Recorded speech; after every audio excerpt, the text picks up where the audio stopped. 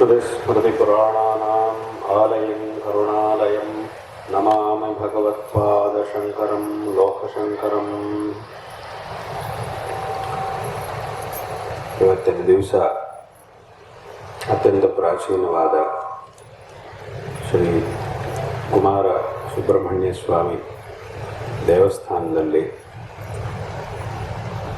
ನಮ್ಮ ಸನಾತನ ವೈದಿಕ ಧರ್ಮದ ಮೂಲ ಪ್ರಮಾಣವಾಗಿರತಕ್ಕಂತಹ ವೇದ ಹವನವು, ವಿಶೇಷವಾಗಿ ಋಗ್ವೇದ ಸಂಹಿತ ಯಾಗವು 8 ದಿವಸಗಳಿಂದ ನಡೆಯುತ್ತಾ ಇದ್ದು, ಇವತ್ತು ಅದರ ಪೂರ್ಣಾಹುತಿ ಎನ್ನುವುದು ವೈದಿಕೋತ್ತಮರಿಂದ ನಡೆದಿದೆ.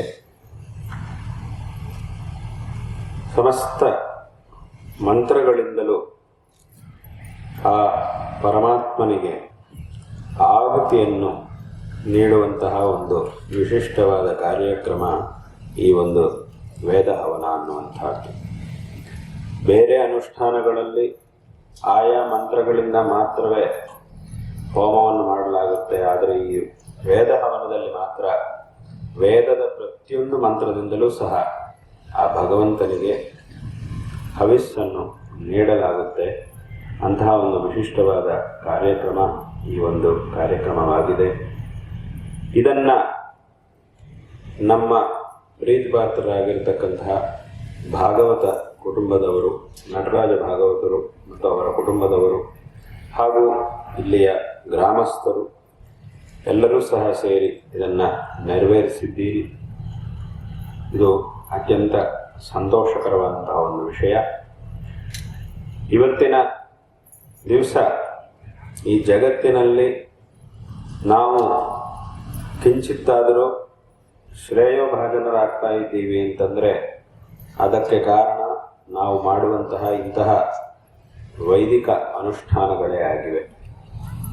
ಈ ವೈದಿಕ ಅನುಷ್ಠಾನಗಳು ಶಾಸ್ತ್ರೋಕ್ತವಾದಂತಹ ವಿಧಿಯಂತೆ ನಡೆದಾಗ ಮಾತ್ರವೇ ನಾವು ಶ್ರೇಯವಂತರಾಗುವುದಕ್ಕೆ ಸಾಧ್ಯವಾಗುತ್ತೆ.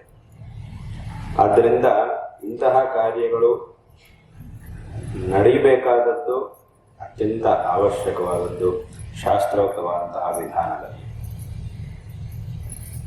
ಮತ್ತೆ ವೇದಗಳು ಅಂತಂದರೆ ನಮ್ಮ ಜೀವನಕ್ಕೆ ಒಂದು ದಿಶಾ ನಿರ್ದೇಶವನ್ನು ಮಾಡುವಂತಹ ಪವಿತ್ರವಾದ ಪ್ರಮಾಣಗಳಾಗಿವೆ ವೇದಗಳು.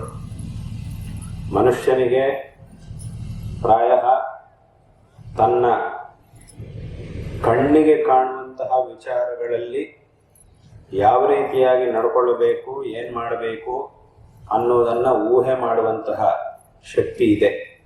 ಆದರೆ ಅದು ಸಹ ಸಾಮಾನ್ಯವಾಗಿ ಸಂಪೂರ್ಣವಾಗಿ ಸಾಕಾಗುವುದಿಲ್ಲ. ನಮ್ಮ ಕಣ್ಣಿಗೆ ಕಾಣುವಂತಹ ವಿಚಾರಗಳಲ್ಲೂ ಇನ್ನೂ ನಾವು ಇನ್ನೊಬ್ಬರ ಮಾರ್ಗದರ್ಶನವನ್ನು ಪಡೆಯಲೇಬೇಕಾಗುತ್ತೆ. ಎಲ್ಲ ನಮ್ಮ ಕಣ್ಣಿಗೆ ಕಾಣಿಸ್ತಾ ಇದೆ, ಎಲ್ಲ ಇದೆ. ಆದರೆ ಅದನ್ನು ಯಾವ ರೀತಿಯಲ್ಲಿ ಮಾಡಬೇಕು ಅನ್ನೋದನ್ನು ತಿಳ್ಕೊಳ್ಳಬೇಕು ಅಂತಂದರೆ ಅದರಲ್ಲಿ ಅನುಭವ ಇರುವವರ ಮೂಲಕವಾಗಿ ನಾವು ತಿಳ್ಕೊಳ್ಳಬೇಕು. ಒಂದು ವಸ್ತುವಿದೆ, ಅದರಲ್ಲೆಲ್ಲ ಇದೆ, ಆದರೆ ಅದನ್ನು ಹೇಗೆ ಉಪಯೋಗಿಸಬೇಕು ಅನ್ನೋದು ನಮ್ಮ ಯಾರಾದರೂ ಅನುಭವಸ್ಥರಿಂದ ಮಾತ್ರವೇ ತಿಳ್ಕೊಳ್ಬೇಕು. ಅಂದರೆ ಸಾಮಾನ್ಯವಾಗಿ ಯಾರೋ ಒಬ್ಬ ವ್ಯಕ್ತಿಯನ್ನು ಕರ್ಕೊಂಡು ಹೋಗಿ ಒಂದು ವಿಮಾನದಲ್ಲಿ ಕೂರಿಸಿ ನೀವು ವಿಮಾನವನ್ನು ಓಡಿಸಿ ಅಂತ ಹೇಳಿದರೆ ಎಲ್ಲ ಅಲ್ಲೇ ಇದೆ. ಏನೇನು ವಿಮಾನ ಓಡಿಸ್ಲಿಕ್ಕೆ ಏನು ಬೇಕಾಗಿದೆಯೋ ಅದೆಲ್ಲ ಅಲ್ಲೇ ಇದೆ. ಅದನ್ನು ಓಡಿಸೋನು ಒಬ್ಬ ಬಂದರೂ ಸಹ ಅಲ್ಲಿ ಕೂತ್ಕೊಂಡೇ ಓಡಿಸ್ತಾನೆ. ಅವನು ಹೊಸದಾಗಿ ಏನು ತರುವುದಿಲ್ಲ, ಎಲ್ಲದೂ ಅಲ್ಲೇ ಇದೆ, ಕಣ್ಣೆದುರಿಗೇನೆ ಇದೆ. ಆದರೆ ಅದನ್ನು ಹೇಗೆ ತಗೊಂಡು ಹೋಗಬೇಕು ಅನ್ನುವಂತಹ ಒಂದು ಜ್ಞಾನ ನಮಗಿರಬೇಕು. ಆದ್ದರಿಂದ ಪ್ರತ್ಯಕ್ಷವಾಗಿ ಅದು ಎಲ್ಲ ವಸ್ತುಗಳು ನಮ್ಮ ಮುಂದೆ ಇದ್ದರೂ ಸಹ ಅದನ್ನು ಯಾವ ರೀತಿಯಾಗಿ ಉಪಯೋಗ ಮಾಡಬೇಕು ಅನ್ನೋದಕ್ಕೋಸ್ಕರ ನಮಗೆ ಮಾರ್ಗದರ್ಶನ ಅನ್ನೋದು ಖಂಡಿತವಾಗಿಯೂ ಬೇಕೇ ಬೇಕು. ಇಲ್ಲ ನಾನೇ ವಿಮಾನದಲ್ಲಿ ಕೂತ್ಕೊಂಡು ಅಲ್ಲಿ ಇದ್ದಿದ್ದನ್ನೆಲ್ಲ ನೋಡ್ಕೊಂಡು ಸ್ವಲ್ಪ ಊಹೆ ಮಾಡಿ ಏನೋ ಮಾಡ್ತೀನಿ ಅಂತಂದರೆ ಅದು ಸಾಧ್ಯ ಆಗುವುದಿಲ್ಲ. ಒಂದಿಷ್ಟು ಬೇಕಾದರೆ ಊಹೆ ಮಾಡ್ಬೋದು. ತುಂಬ ಬುದ್ಧಿಶಾಲಿಗಳಾಗಿರುವವನು ಒಂದಿಷ್ಟು ಬೇಕಾದರೆ ಊಹೆ ಮಾಡ್ಬೋದು. ಆದರೆ ಅದಕ್ಕಿಂತಲೂ ಸಂಪೂರ್ಣವಾಗಿ ಊಹೆ ಮಾಡಲಿಕ್ಕೆ ಸಾಧ್ಯವಾಗುವುದಿಲ್ಲ. ಈ ರೀತಿಯಾಗಿ ಪ್ರತಿಯೊಂದು ಕಾರ್ಯವೂ ಹಾಗೇನೆ. ಅನೇಕ ವಿಷಯಗಳು ಪ್ರಪಂಚದಲ್ಲಿ ಎಲ್ಲ ನಮ್ಮ ಕಣ್ಣೆದುರಿಗೆ ಇದ್ದರೂ ಸಹ ಅದನ್ನು ಯಾವ ರೀತಿಯಾಗಿ ಮಾಡಬೇಕು ಅನ್ನುವಂತಹ ತಿಳುವಳಿಕೆ ನಮಗಿಲ್ಲ ಅಂತಂದ್ರೆ ನಾವೇನು ಮಾಡಲಿಕ್ಕೆ ಸಾಧ್ಯವಾಗುವುದಿಲ್ಲ. ಅದಕ್ಕೆ ಬೇರೆಯವರಿಂದ ಅಂದರೆ ಪ್ರಾಮಾಣಿಕರಾಗಿರುವವರಿಂದ ತಿಳಿದುಕೊಂಡು ಅದನ್ನು ಮಾಡಿ ಅದರಿಂದ ನಾವು ಫಲವನ್ನು ಪ್ರಯೋಜನವನ್ನು ಪಡ್ಕೊಳ್ಬೇಕಾಗಿದೆ.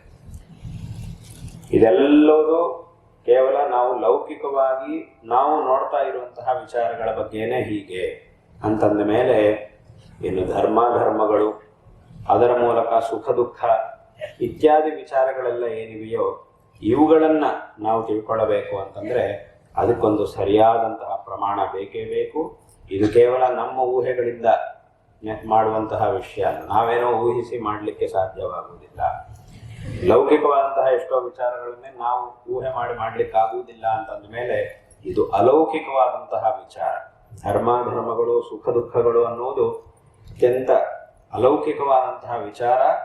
ಅದರಿಂದ ಈ ಮಾರ್ಗದಲ್ಲಿ ನಾವು ಸರಿಯಾಗಿ ಮುಂದುವರೆದು ಶಾಶ್ವತವಾದಂತಹ ಒಂದು ಶ್ರೇಯಸ್ಸನ್ನು ಪಡಿಬೇಕು ಅಂತಂದ್ರೆ ಅದಕ್ಕೆ ಸರಿಯಾದಂತಹ ಒಂದು ಮಾರ್ಗದರ್ಶನ, ಒಂದು ಪ್ರಮಾಣ ಅನ್ನೋದು ಬೇಕೇ ಬೇಕು ಅನ್ನೋದನ್ನು ಪ್ರತ್ಯೇಕವಾಗಿ ಹೇಳುವ ಅವಶ್ಯಕತೆಯೇ ಇಲ್ಲ. ಆದ್ದರಿಂದ ಇದನ್ನ ಪ್ರತಿಯೊಬ್ಬರೂ ಸಹ ಚೆನ್ನಾಗಿ ತಿಳ್ಕೊಳ್ಬೇಕು. ಇಂತಹ ಒಂದು ಮಾರ್ಗವನ್ನು ನಮಗೆ ತೋರಿಸುವಂತಹ ಪ್ರಮಾಣವೇ ವೇದ. ಪ್ರಮಾಣಗಳೇ ವೇದಗಳು ಮತ್ತು ಆ ವೇದಗಳನ್ನು ಅನುಸರಿಸಿ ಬಂದಿರುವಂತಹ ಶಾಸ್ತ್ರಗಳು ನಮಗೆ ಪ್ರಮಾಣ. ಆದರೆ ವೇದಗಳನ್ನು ಅನುಸರಿಸಿ ಬಂದಾಗ ಮಾತ್ರವೇ ಪ್ರಮಾಣ ಅಂತ ಶಾಸ್ತ್ರದಲ್ಲೇ ಹೇಳಿದ್ದಾರೆ. ಯಾವುದಾದ್ರೂ ಒಂದು ಶಾಸ್ತ್ರ ನಮಗೆ ಯಾವಾಗ ಪ್ರಮಾಣ ಆಗುತ್ತೆ, ಅದು ವೇದಗಳ ಮೂಲಕ ಬಂದಾಗ ಮಾತ್ರವೇ ಅದು ಪ್ರಮಾಣ ಅಂತ ಅನಿಸ್ಕೊಳ್ಳುತ್ತೆ.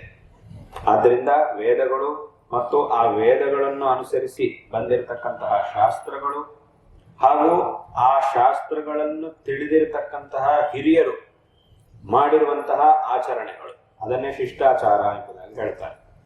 ಈ ಶಿಷ್ಟಾಚಾರ ಇದೆಲ್ಲವೂ ಸಹ ನಮಗೆ ಪ್ರಮಾಣಗಳಾಗಿವೆ.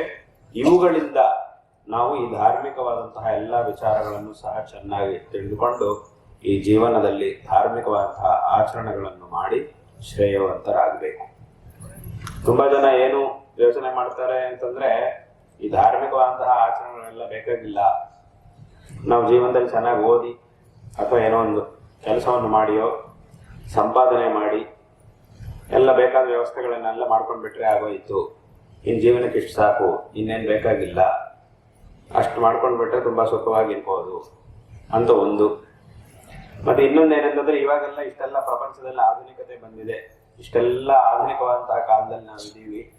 ಆದ್ರಿಂದ ಇನ್ನು ಈ ಧರ್ಮ ವೇದ ಶಾಸ್ತ್ರ ಸಂಪ್ರದಾಯ ಇದೆಲ್ಲ ಪುಣ್ಯ ಪಾಪ ಇದೆಲ್ಲ ಏನು ಸುಖ ದುಃಖ ಇದೆಲ್ಲ ಬೇಕಾಗಿಲ್ಲ, ಇದೆಲ್ಲ ಹಳೆ ಕಾಲದ ವಿಚಾರಗಳು. ನಾವು ಇಷ್ಟೆಲ್ಲ ಆಧುನಿಕವಾದಂತಹ ಕಾಲದಲ್ಲಿ ಇದ್ದೀವಿ, ಇಷ್ಟೆಲ್ಲ ಆಧುನಿಕವಾದಂತಹ ವಸ್ತುಗಳನ್ನು ಕಂಡುಹಿಡಿದ್ದೇವೆ. ನಾವಂದ್ರೆ ಈಗ ನಾವು ಕಂಡುಹಿಡಿತಲ್ಲ, ಕಂಡುಹಿಡಿದವನು ಬೇರೆ ಯಾರೋ ಇದೆ, ಇವರೆಲ್ಲರನ್ನು ಸೇರಿಸ್ಕೊಂಡು ಹೇಳ್ತಾ ಇರ್ತಾರೆ ಹೇಳುವರು. ನಾವೆಲ್ಲ ಇಷ್ಟೆಲ್ಲ ಕಂಡುಹಿಡಿದೀವಿ, ಇಷ್ಟೆಲ್ಲ ಮುಂದುವರೆದಿದ್ದೀವಿ, ಇವನ್ ಯಾವೆಲ್ಲ ಮಾಡಿದ್ದಿಲ್ಲ, ಸುಮ್ಮನೆ ತಪ್ಪಿಸ್ಕೊಳ್ಳಿಕ್ಕೆ ಹೇಳುವುದಿದ್ದಾರೆ. ನಾನು ಮಾಡಿದ್ದೀನಿ ಅಂತ ತಿಳ್ಕೊಂಡು ಹೇಳುವುದು, ಇಷ್ಟೆಲ್ಲ ಮಾಡಿದ್ದೀವಿ, ಆದ್ರೆ ಇಷ್ಟೆಲ್ಲ ಇರ್ಬೇಕಾದ್ರೆ ಇದೆಲ್ಲ ಯಾಕೆ ಬೇಕು ಅಂತ ತುಂಬಾ ಜನ ಹೇಳ್ತಾ ಇರ್ತಾರೆ. ಆದ್ರೆ ಇಲ್ಲಿ ನಾವು ತಿಳ್ಕೊಳ್ಬೇಕಂತಹ ವಿಷಯ ಅಂದ್ರೆ ಪ್ರಪಂಚದಲ್ಲಿ ಈ ಆಧುನಿಕತೆ ಅನ್ನೋದು ತುಂಬಾ ಬಂದಿದೆ ಅನ್ನುವಂತಹ ವಿಷಯದಲ್ಲಿ ಯಾವುದೇ ಸಂದೇಹ ಇಲ್ಲ. ಅದು ಹೌದು, ಯಾಕೆ ನಾವೇ ನೋಡ್ತಾ ಇದ್ದೀವಿ, ಪ್ರತ್ಯಕ್ಷವಾಗಿ ನಮ್ಮ ಕಣ್ಣು ಮುಂದೆ ಇದೆ. ಪ್ರತ್ಯಕ್ಷವಾಗಿ ನಮ್ಮ ಕಣ್ಣು ಮುಂದೆ ಇರ್ಬೇಕಾದ್ರೆ ಅದನ್ನು ಇಲ್ಲ ಅಂತ ಹೇಳಲಿಕ್ಕೆ ಸಾಧ್ಯವಿಲ್ಲ. ಅದರಿಂದ ಆಧುನಿಕತೆ ನಾವು ನೋಡ್ತಾ ಇದ್ದೀವಿ, ಉಪಯೋಗನೂ ಮಾಡ್ತಾ ಇದ್ದೀವಿ, ಎಲ್ಲವೂ ಇದೆ. ಇವತ್ತಿನ ಕಾಲದಲ್ಲಿ ಪ್ರತಿಯೊಬ್ಬ ವ್ಯಕ್ತಿಯ ಜೀವನದಲ್ಲೂ ಈ ಆಧುನಿಕತೆಗೆ ಸಂಬಂಧಪಟ್ಟಂತಹ ಯಾವುದೋ ಒಂದು ವಿಷಯ ಇದ್ದೇ ಇರುತ್ತೆ. ಅದನ್ನು ಉಪಯೋಗಿಸಿಕೊಂಡು ಪ್ರತಿ ದಿವಸ ಅದರ ಉಪಕಾರವನ್ನು ಪಡಿತಾನೆ ಇದೆ, ಅದರಿಂದ ಉಪಯೋಗವನ್ನು ಒಬ್ಬ ಮನುಷ್ಯನು ಪಡಿತಾನೆ ಇದೆ. ಆದ್ರಿಂದ ಅದು ವಾಸ್ತವ, ಅದರೊಳಗೆ ಯಾವುದೇ ಸಂದೇಹ ಇಲ್ಲ. ಆದರೆ ಈ ಆಧುನಿಕತೆ ಅನ್ನುವುದು ಬಂದಿದೆ ಎನ್ನುವುದು ಎಷ್ಟು ಸತ್ಯವೋ ಈ ಪ್ರಪಂಚದಲ್ಲಿ ದುಃಖ ಕಡಿಮೆ ಆಗಲಿಲ್ಲ ಅನ್ನೋದು ಸಹ ಅಷ್ಟೇ ಸತ್ಯ. ದುಃಖ ಏನು ಕಡಿಮೆ ಆಗಲಿಲ್ಲ, ದುಃಖ ಅನ್ನೋದು ಹಾಗೇ ಇದೆ. ಹಿಂದಿನ ಕಾಲದಲ್ಲೂ ದುಃಖ ಇತ್ತು, ಇವತ್ತು ಸಹ ದುಃಖ ಇದೆ. ಹಿಂದಿನ ಕಾಲದಲ್ಲೂ ಸುಖ ಇತ್ತು, ಇವತ್ತು ಸುಖ ಇದ್ದೇ ಇದೆ. ಈ ಆಧುನಿಕತೆ ಬರ್ಲಿಕ್ಕಿಂತ ಮೊದಲು ಸಹ ಸುಖವಾಗಿದ್ದಂತಹ ಜನರು ಇದ್ರು, ಆವಾಗಲೂ ದುಃಖವನ್ನು ಅನುಭವಿಸ್ತಾ ಇದ್ದವರು ಇದ್ರು. ಈ ಆಧುನಿಕತೆ ಬಂದ ಮೇಲೆ ಸುಖವಾಗಿರುವವರು ಇದ್ದಾರೆ, ಇಷ್ಟೆಲ್ಲ ಆಧುನಿಕತೆ ಮಧ್ಯದಲ್ಲೂ ದುಃಖವನ್ನು ಅನುಭವಿಸ್ತಾ ಇರುವವರು ಇವತ್ತಿಗೂ ಸಹ ಇದ್ದೇ ಇದೆ. ಆ ಆಧುನಿಕತೆಯಿಂದ ಈ ದುಃಖಗಳನ್ನು ಹೋಗಲಾಡಿಸಿಕೊಳ್ಳಲಿಕ್ಕೆ ಅವರ ಕೈಯಲ್ಲಿ ಸಾಧ್ಯವಾಗಲಿಲ್ಲ. ಅದರಿಂದ ಏನೋ ಸೌಕರ್ಯವೂ ಆಗ್ತಾ ಇದೆ ಹೊರತು, ಏನೋ ಒಂದಿಷ್ಟು ಉಪಯೋಗ ಆಗ್ತಾ ಇದೆ ಹೊರತು ಈ ದುಃಖವನ್ನು ಸಂಪೂರ್ಣವಾಗಿ ಹೋಗಲಾಡಿಸಿಕೊಳ್ಳಲಿಕ್ಕೆ ಸಾಧ್ಯವಾಗಲಿಲ್ಲ. ಅದು ಯಾರಿಂದಲೂ ಸಹ ಇವತ್ತಿಗೂ ಸಹ ಅದು ಸಾಧ್ಯವಾಗಲಿಲ್ಲ, ಸಾಧ್ಯವಾಗುವುದೂ ಇಲ್ಲ. ಈ ಆಧುನಿಕತೆ ಅನ್ನೋದೇನಿದೆಯೋ ಅದು ನಮ್ಮ ನಿತ್ಯ ಜೀವನದಲ್ಲಿ ಬೇಕಾಗಿರುವಂತಹ ಒಂದಿಷ್ಟು ಉಪಯೋಗವನ್ನು ನಮಗೆ ನೀಡುತ್ತೆ ಅಷ್ಟೇ. ಆದರೆ ಸಂಪೂರ್ಣವಾಗಿ ನಮ್ಮ ದುಃಖವನ್ನು ಮಾತ್ರ ಅದು ಹೋಗಲಾಡಿಸಲಿಕ್ಕೆ ಸಾಧ್ಯವಾಗುವುದಿಲ್ಲ. ಅಥವಾ ಸಂಪೂರ್ಣವಾದಂತಹ ಸುಖವನ್ನ ಅದು ನಮಗೆ ನೀಡುವುದಕ್ಕೆ ಸಾಧ್ಯವಾಗುವುದಿಲ್ಲ. ಯಾಕೆ ಅಂತಂದ್ರೆ ಸುಖ ಮತ್ತು ದುಃಖ ಈ ಎರಡು ಬರುವಂತಹದ್ದು ಈ ಆಧುನಿಕತೆ ಅಥವಾ ಆಧುನಿಕತೆ ಇಲ್ಲದೆ ಇರುವಂತಹದ್ರಿಂದ ಅಲ್ಲ. ಇದು ಯಾವುದರಿಂದ ಬರುತ್ತೆ ಅಂತಂದ್ರೆ ಧರ್ಮಗಳಿಂದ ಬರುತ್ತೆ. ಧರ್ಮದಿಂದ ಸುಖ, ಅಧರ್ಮದಿಂದ ದುಃಖ. ಆದ್ದರಿಂದ ಆ ಧರ್ಮದಿಂದ ಸುಖವು ಬರುತ್ತೆ, ಅಧರ್ಮದಿಂದ ದುಃಖ ಅನ್ನೋದು ಬರುತ್ತೆ. ಆದ್ರೆ ಆ ಧರ್ಮ ಅನ್ನೋದು ನಮಗೆ ಸುಖವನ್ನು ನೀಡಬೇಕು ಅಂತಂದ್ರೆ ಯಾವುದೋ ಒಂದು ವಸ್ತುವಿನ ಮಾಧ್ಯಮದಿಂದ ನೀಡುತ್ತೆ. ಅಂದ್ರೆ ಅಲ್ಲಿಗೇನಾಯ್ತು, ಈ ಲೋಕದಲ್ಲಿ ಸುಖ ಸಾಧನಗಳು ಅಂತ ಏನೇನು ಪ್ರಸಿದ್ಧವಾಗಿವೆಯೋ ಆ ಸುಖ ಸಾಧನಗಳು ನಮಗೆ ಸಿಗುವುದರ ಮೂಲಕ, ಆ ಸುಖ ಸಾಧನಗಳನ್ನು ನಮಗೆ ಸಿಗುವಂತೆ ಮಾಡಿ ಅದರ ಮೂಲಕ ನಮಗೆ ಸುಖವು ಸಿಗುವಂತೆ ಮಾಡುತ್ತೆ ಧರ್ಮ ಅನ್ನುವಂಥ. ಹಾಗಾಗಿ ಆ ಧರ್ಮವು ನಮಗೆ ಫಲವನ್ನು ನೀಡಬೇಕು ಅಂತಂದ್ರೆ ಈ ಪದಾರ್ಥಗಳ ಮೂಲಕ, ಈ ಭೋಗ್ಯ ವಸ್ತುಗಳು, ಸುಖವನ್ನು ಕೊಡುವಂತಹ ವಸ್ತುಗಳು ಅಂತ ಲೋಕದಲ್ಲಿ ಏನೇನಿವೆಯೋ ಆ ವಸ್ತುಗಳ ಮೂಲಕವಾಗಿ ನಮಗೆ ಸುಖವನ್ನು ಕೊಡುತ್ತೆ. ಅಂದ್ರೆ ಆ ವಸ್ತು ನಮಗೆ ಸಿಕ್ಕಿ ಅದರಿಂದ ನಮಗೆ ಸುಖ ಸಿಗಬೇಕು ಅಂತಂದ್ರೆ ಅದರ ಹಿಂದೆ ಧರ್ಮ ಅನ್ನೋದು ಇರಲೇಬೇಕು. ಈ ಕಣ್ಣಿಗೆ ಕಾಣುವಂತಹ ಈ ವಸ್ತು ಇವತ್ತಿನ ದಿವಸ ನಮಗೆ ಸುಖ ನೀಡಬೇಕು ಅಂತಂದ್ರೆ ಅದರ ಹಿಂದೆ ಧರ್ಮ ಅನ್ನೋದು ಇರಲೇಬೇಕು. ಆ ಧರ್ಮ ಅನ್ನೋದಿಲ್ಲ ಅಂತಂದ್ರೆ ಆ ಸಾಧನ ನಿನ್ನ ಕೈಯಲ್ಲೇ ಇದ್ರೂ ಸಹ ಅದರಿಂದ ಸುಖವನ್ನು ಅನುಭವಿಸಲಿಕ್ಕೆ ಸಾಧ್ಯವಾಗುವುದಿಲ್ಲ. ಇದು ಬೇಕಾದಷ್ಟು ಜನರ ಅನುಭವದಲ್ಲೇ ಇರುವಂತಹ ಒಂದು ವಿಷಯ. ಇದೇನು ಹೊಸದಾಗಿ ಏನೋ ಹೇಳಬೇಕಾಗಿಲ್ಲ, ಇದು ತುಂಬಾ ಜನರಿಗೆ ಅನುಭವದಲ್ಲೇ ಇರುವಂತಹ ವಿಷಯ. ಇದನ್ನೇ ನಾವು ಮಾಮೂಲಿಯಾಗಿ ಮಾತನಾಡುವಾಗ ಇದಕ್ಕೆ ನಾವು ಕನ್ನಡದಲ್ಲಿ ಯೋಗ ಅಂತ ಹೇಳ್ತೀವಿ. ಯೋಗ ಇಲ್ಲ ಅಂದ್ರೆ ಏನರ್ಥ? ಅದು ಕೈಯಲ್ಲೇ ಇದೆ ಆದ್ರೆ ಅದನ್ನು ಅನುಭವಿಸುವ ಯೋಗ ಇಲ್ಲ ಅಂತಂದ್ರೆ ಏನದರ ಅರ್ಥ? ಯೋಗ ಇಲ್ಲ ಅಂದ್ರೆ ಏನ ಯೋಗ? ವಸ್ತು ಕೈಯಲ್ಲೇ ಇದೆ, ಅದರಿಂದ ಯಾರು ಸುಖವನ್ನು ಅನುಭವಿಸಬೇಕಾಗಿದೆಯೋ ಅವನು ಇಲ್ಲ ಇದ್ದಾನೆ, ಆ ವಸ್ತು ಕೈಯಲ್ಲೇ ಇದೆ, ಇನ್ನು ಅನುಭವಿಸ್ಲಿಕ್ಕೆ ಏನಂತೆ ಅಂತಂದ್ರೆ ಇಲ್ಲ. ಇದರ ಹಿಂದೆ ಕಣ್ಣಿಗೆ ಕಾಣುವಂತಹದ್ದೊಂದಿದೆ, ಕಣ್ಣಿಗೆ ಕಾಣದೇ ಇರುವಂತಹದ್ದೊಂದಿದೆ. ಅದನ್ನೇ ನಾವು ಮಾತನಾಡುವಾಗ ಯೋಗ ಅಂತ ಹೇಳ್ತೀವಿ. ಅದನ್ನೇ ಶಾಸ್ತ್ರದಲ್ಲಿ ಧರ್ಮ ಅಂತ ಕರೆದಿದ್ದಾರೆ. ಧರ್ಮ ಅಂತಲೂ ಅದಕ್ಕೆ ಹೆಸರು, ಪುಣ್ಯ ಅಂತಲೂ ಅದಕ್ಕೆ ಹೆಸರು. ಅದನ್ನೇ ನಾವು ಭಾಷೆಯಲ್ಲಿ ಯೋಗ ಅಂತ ಹೇಳ್ತೀವಿ. ಇನ್ನೇನು ಯೋಗ ನಿಮ್ಗೆ ಬರೀ ನಾವು ಏನ್ ನೋಡ್ತಿದೀವೋ ಇಷ್ಟೇ ಬಿಟ್ರೆ ಇದು ಬಿಟ್ರೆ ಇನ್ನೇನಿಲ್ಲ ಅಂತ ಹೇಳುವುದಾದ್ರೆ ವಸ್ತು ಎದುರಿಗೇನೆ ಇದೆ, ಮನುಷ್ಯ ಇಲ್ಲೇ ಇದ್ದಾನೆ, ಯಾರಿಗೆ ಅದರಿಂದ ಸುಖ ಬೇಕಾಗಿದೆಯೋ ಅವನು ಇಲ್ಲೇ ಇದ್ದಾನೆ, ಆ ವಸ್ತು ನಿಮ್ ಕಣ್ಣೆದುರಿಗೇನೆ ಇದೆ. ಇದೇ ವಸ್ತುವಿನ ಇಟ್ಕೊಂಡು ತುಂಬಾ ಜನ ಸುಖವನ್ನು ಅನುಭವಿಸ್ತಾನೂ ಇದ್ದಾರೆ. ಆದ್ರೆ ಅಷ್ಟು ಜನರ ಮಧ್ಯೆ ನೀನು ಒಬ್ಬನಿಗೆ ಮಾತ್ರ ಆಗ್ತಾ ಇಲ್ಲ. ಇನ್ನೇನು ಕಣ್ಣಿಗೆ ಕಾಣದೇ ಇರುವಂತಹ ಯೋಗ ಅಂತಿರಲ್ಲ, ಏನಿದು ಅಂತಂದ್ರೆ ಆ ಯೋಗವನ್ನೇ ಶಾಸ್ತ್ರದಲ್ಲಿ ಧರ್ಮ ಅಂತ ಹೇಳಿದ್ರು. ಆದ್ರಿಂದ ಇಷ್ಟೆಲ್ಲ ಹಾಗಂತ ಹೇಳಿ ಬೇರೆ ಪ್ರಯತ್ನ ಮಾಡ್ಲಿಲ್ವಾ? ತುಂಬಾ ಪ್ರಯತ್ನ ಮಾಡಿದೆ. ಬೇರೆಯವರಿಗೆ ಆ ವಸ್ತು ಸಿಕ್ಕಿದೆ ಆದ್ರೆ ಇವನಿಗೆ ಸಿಕ್ಲಿಲ್ಲ. ಬೇರೆಯವರು ಮಾಡಿದಕ್ಕಿಂತ 10 ಪಟ್ಟು ಜಾಸ್ತಿ ಪ್ರಯತ್ನ ಇವರು ಮಾಡಿದ್ದಾನೆ ಆದ್ರೂ ಸಿಗ್ಲಿಲ್ಲ. ಯಾಕೆ ಸಿಗ್ಲಿಲ್ಲ ಅಂತಂದ್ರೆ ಯೋಗ ಇಲ್ಲ ಅಂತ ನಾವು ಹೇಳ್ತೀವಿ. ಪಾಪ ಅಷ್ಟೆಲ್ಲ ಮಾಡಿದ್ದಾರೆ ಆದ್ರೂ ಸಿಗ್ಲಿಲ್ಲ, ಯಾಕಂದ್ರೆ ಪಾಪ ಅವ್ರಿಗೆ ಯೋಗ ಇಲ್ಲ ಅಂತ ಅನ್ಸುತ್ತೆ ಅಂತೀವಿ. ಏನು ಯೋಗ? ಯೋಗ ಅಂದ್ರೆ ಏನು? ಅದೇನು ಕಣ್ಣಿಗೆ ಕಾಣುವಂತಹ ವಸ್ತುವ? ಕಾಣ್ತಿಲ್ಲ, ಆದ್ರೂ ನಾವು ಮಾತನಾಡುವಾಗ ಮಾತ್ರ ಅದ್ರ ಬಗ್ಗೆ ಹೇಳ್ತೀವಿ. ಅವ್ರಿಗೆ ಯೋಗ ಇಲ್ಲ ಅಂತ ಹೇಳ್ತೀವಿ. ಅದನ್ನೇ ಶಾಸ್ತ್ರ ಧರ್ಮ ಅಂತ ಹೇಳಿದೆ. ಆದ್ರಿಂದ ಒಂದು ವಸ್ತು ನಮಗೆ ಸಿಗಬೇಕು, ಆ ವಸ್ತುವಿನ ಮೂಲಕ ನಮಗೆ ಸುಖ ಅನ್ನೋದು ಸಿಗಬೇಕು ಅಂತಂದ್ರೆ ಅದರ ಹಿಂದೆ ಧರ್ಮ ಅನ್ನೋದು ಇರಲೇಬೇಕು. ಆ ಧರ್ಮ ಅನ್ನೋದು ಏನ್ ಮಾಡುತ್ತೆ ಅಂತಂದ್ರೆ ಈ ವಸ್ತುವಿನ ಮೂಲಕ ನಮಗೆ ಸುಖವು ಸಿಗುವಂತೆ ಮಾಡುತ್ತೆ. ಅದೇ ರೀತಿ ಅಧರ್ಮವೂ ಹಾಗೇನೆ. ನಾವು ಎಷ್ಟೆಲ್ಲ ಬೇಡ ಯಾರು ಸಹ ದುಃಖವನ್ನು ಬಯಸುವುದಿಲ್ಲ. ಲೋಕದಲ್ಲಿ ಯಾರು ನನಗೆ ದುಃಖ ಬೇಕು ಅಂತ ಯಾರು ಹೇಳುವುದಿಲ್ಲ, ಯಾರು ಬಯಸುವುದೂ ಇಲ್ಲ, ಯಾರಿಗದು ಬೇಕಾಗಿಯೂ ಇಲ್ಲ. ಆದ್ರೆ ನನಗೆ ಬೇಡ ಅನ್ನೋ ಮಾತ್ರಕ್ಕೆ ಅದು ನಿಲ್ತಾ ಇಲ್ಲ. ದುಃಖ ಅನ್ನೋದು ನಮಗೆ ಬೇಡ, ನನಗೆ ದುಃಖ ಬರಬಾರ್ದು ಅಂತ ಹೇಳಿದ ಮಾತ್ರಕ್ಕೆ ದುಃಖ ನಿಲ್ಲುವುದಿಲ್ಲ. ದುಃಖ ಅನ್ನೋದು ಬರ್ತಾನೆ ಇದೆ.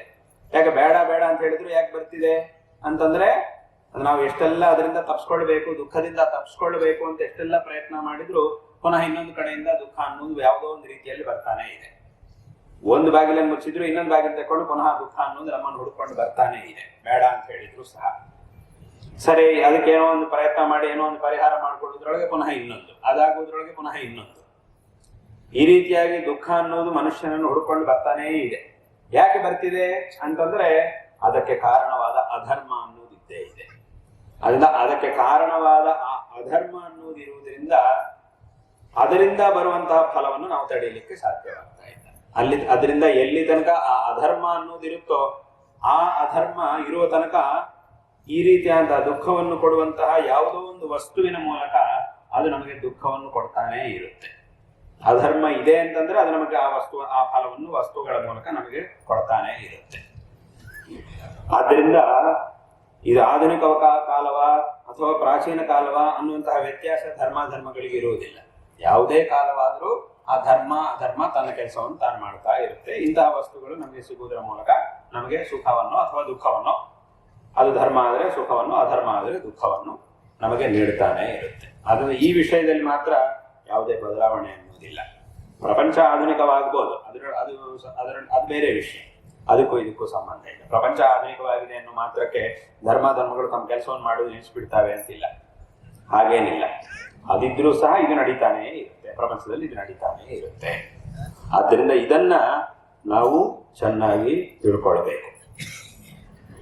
ಆದ್ದರಿಂದ ಏನ್ ಮಾಡ್ಬೇಕು ಹಾಗಿದ್ರೆ, ಈ ಅಧರ್ಮಗಳು ನಮ್ಮ ಕಣ್ಣಿಗೆ ಕಾಣುವುದಿಲ್ಲ, ಆದ್ರೆ ನಮಗೆ ಸಿಗುವಂತಹದ್ದೆಲ್ಲದರ ಹಿಂದೇನೂ ಕಾರಣವಾಗಿವೆ.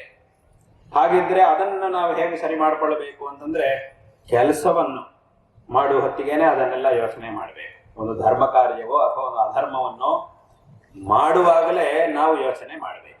ಒಂದ್ಸಲಿ ಅದನ್ನು ಮಾಡಿದ ಮೇಲೆ ಅದು ನಮ್ಮ ಹತ್ರ ಇದ್ದೇ ಇರುತ್ತೆ. ತನ್ನ ಕಾಲವು ಬಂದಾಗ ನಮಗೆ ಅದು ಫಲವನ್ನು ಕೊಡುತ್ತೆ. ಧರ್ಮವೂ ಆಗ್ಬೋದು, ಅಧರ್ಮವೂ ಆಗ್ಬೋದು.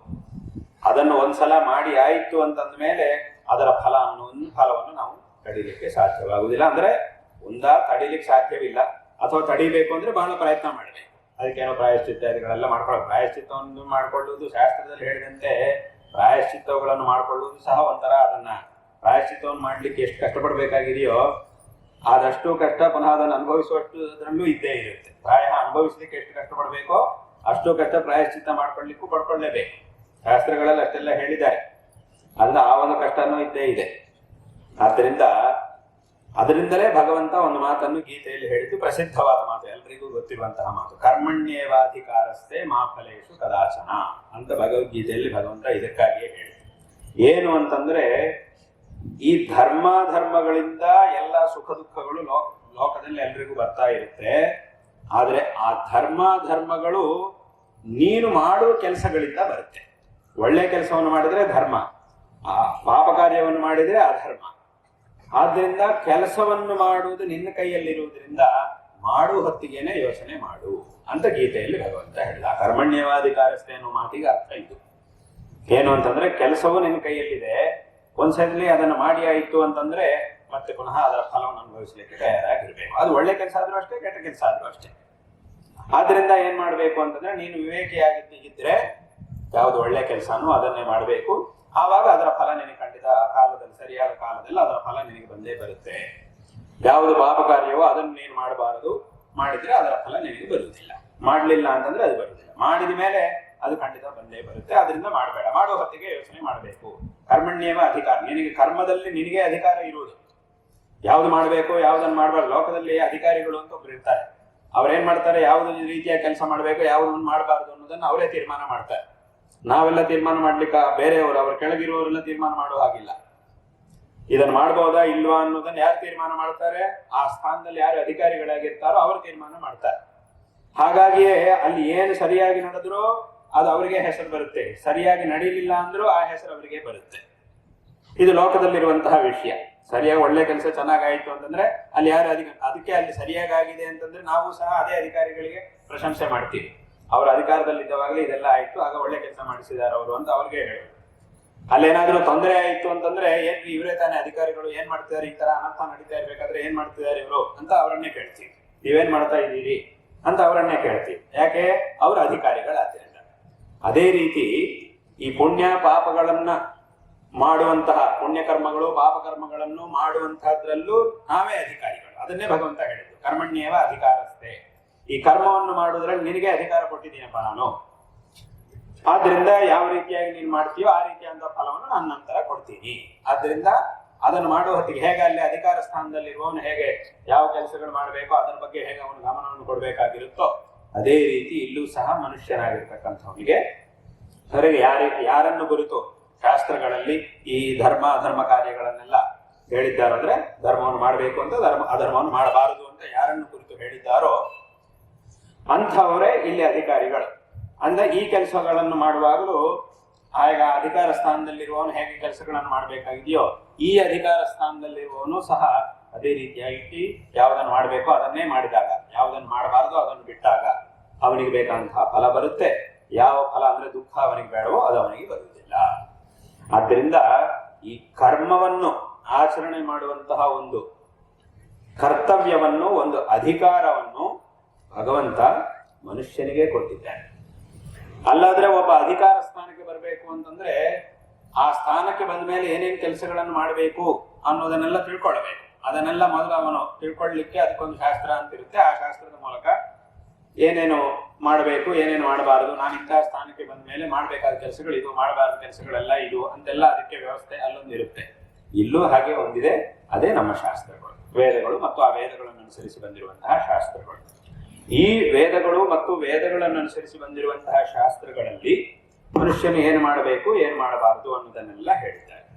ಆ ವಿಚಾರಗಳನ್ನ ಆ ವೇದಶಾಸ್ತ್ರಗಳ ಮೂಲಕವೋ ಅಥವಾ ವೇದಶಾಸ್ತ್ರಗಳನ್ನು ತಿಳಿದಿರತಕ್ಕಂತಹ ವಿದ್ವಾಂಸರು ಮತ್ತು ಹಿರಿಯರ ಮೂಲಕವೋ ನಾವು ತಿಳಿದುಕೊಂಡು ಹೇಗೆ ಅಧಿಕಾರ ಸ್ಥಾನಕ್ಕೆ ಬಂದವನು ಅದನ್ನೆಲ್ಲ ತಿಳ್ಕೊಂಡೇ ಅಧಿಕಾರ ಸ್ಥಾನಕ್ಕೆ ಬಂದು ತನ್ನ ಕೆಲಸವನ್ನು ಮಾಡಬೇಕಾಗಿರುತ್ತೋ ಆವಾಗ ಅದಕ್ಕಂತಹ ಫಲ ಅನ್ನೋದು ಬರುತ್ತೋ ಅದೇ ರೀತಿ ಇಲ್ಲೂ ಸಹ ಆ ವೇದಗಳು ಮತ್ತು ಶಾಸ್ತ್ರಗಳ ಮೂಲಕ ಅಥವಾ ಅವುಗಳನ್ನು ತಿಳಿದಿರತಕ್ಕಂತಹ ವಿದ್ವಾಂಸರು ಹಿರಿಯರ ಮೂಲಕ ನಾವು ತಿಳಿದುಕೊಂಡು ಆ ಕೆಲಸಗಳನ್ನು ನಾವು ಮಾಡಿದಾಗ ನಮಗೆ ನಾವು ಬಯಸುವಂತಹ ಒಂದು ಫಲ, ನಾವು ನಮ್ಮ ಕರ್ಮದ ಅನುರೂಪವಾದಂತಹ ಒಂದು ಫಲ ನಮಗೆ ಪ್ರಾಪ್ತವಾಗುತ್ತೆ.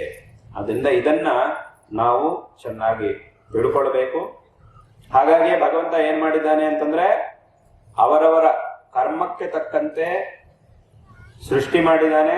ಈ ಪ್ರಪಂಚವನ್ನು, ಎಲ್ಲ ಜೀವಾತ್ಮವನ್ನು ಸೃಷ್ಟಿ ಮಾಡಿದ್ದಾನೆ ಮತ್ತು ನಮ್ಮ ಜೀವನಕ್ಕೆ ಬೇಕಾಗಿರತಕ್ಕಂತಹ ಈ ಒಂದು ಪ್ರಪಂಚವನ್ನು ಸೃಷ್ಟಿ ಮಾಡಿದ್ದಾನೆ.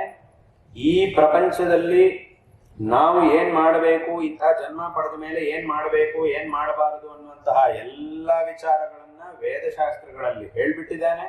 ಆರಂಭದಲ್ಲಿ ವೇದಶಾಸ್ತ್ರಗಳ ರೂಪದಲ್ಲಿ ಹೇಳಿ ಆಗಿದೆ. ನೀನೇನೇ ಮಾಡಿದ್ರು ಈ ವೇದಶಾಸ್ತ್ರಗಳ ಮೂಲಕವಾಗಿ ಜೀವನ ನಡೆಸಬೇಕು ಅನ್ನುವಂತಹ ವಿಚಾರವನ್ನು ಭಗವಂತ ಗೀತೆಯಲ್ಲಿ, ಅದೇ ತಸ್ಮಾತ್ ಶಾಸ್ತ್ರಂ ಪ್ರಮಾಣಂತೆ ಕಾರ್ಯಕಾರ್ಯ ವ್ಯವಸ್ಥಿತವು ಎಂಬುದಾಗಿ ಗೀತೆಯಲ್ಲಿ ಭಗವಂತ ಹೇಳಿ ಆಗಿದೆ. ಇಷ್ಟೆಲ್ಲ ವ್ಯವಸ್ಥೆ ಮಾಡಿ ಕೊನೆಗೆ ಒಂದು ಮಾತು ಹೇಳಿದ, ಇಷ್ಟೆಲ್ಲ ನಿನಗೆ ಕೊಟ್ಟಾಗಿದೆ, ಇನ್ನು ನೀನ್ ಏನ್ ಮಾಡ್ತೀಯೋ ಅದರ್ತಕ್ಕಂಥ ಫಲವನ್ನು ಮಾತ್ರ ನಾನು ಕೊಡ್ತಾ ಇದ್ದೆ, ಅಷ್ಟು ಮಾತ್ರ ನನ್ನ ಕೆಲಸ.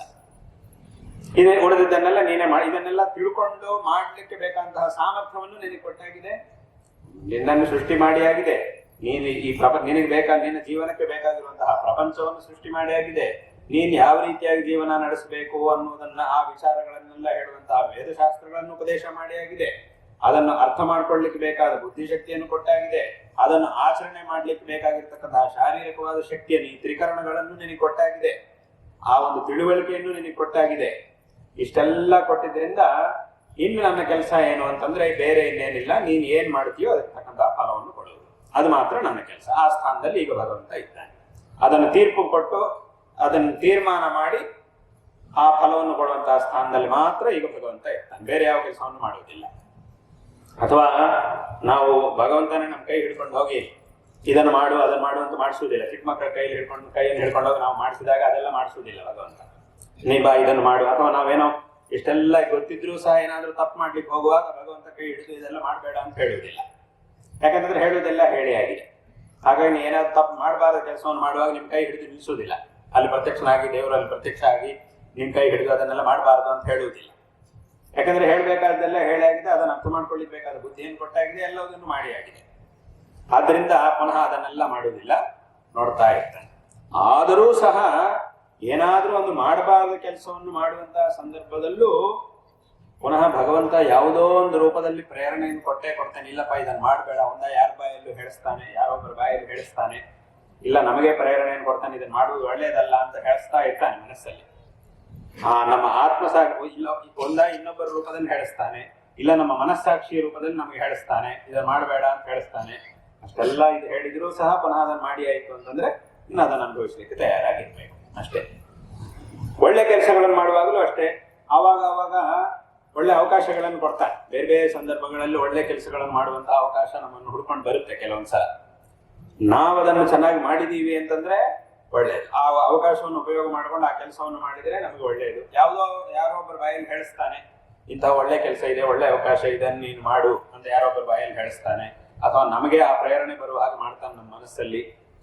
ಅದನ್ನು ನಾವು ಮಾಡಿದೀವಿ ಅಂತಂದ್ರೆ ನಿಜವಾಗಲೂ ನಾವು ವಿವೇಕಿಗಳು, ಮತ್ತು ಅದರ ಫಲವನ್ನು, ಸುಖವನ್ನು ಸಹ, ಶ್ರೇಯಸ್ಸನ್ನು ಸಹ ನಾವು ಪಡೆಯುವುದಕ್ಕೆ ಸಾಧ್ಯವಾಗುತ್ತೆ.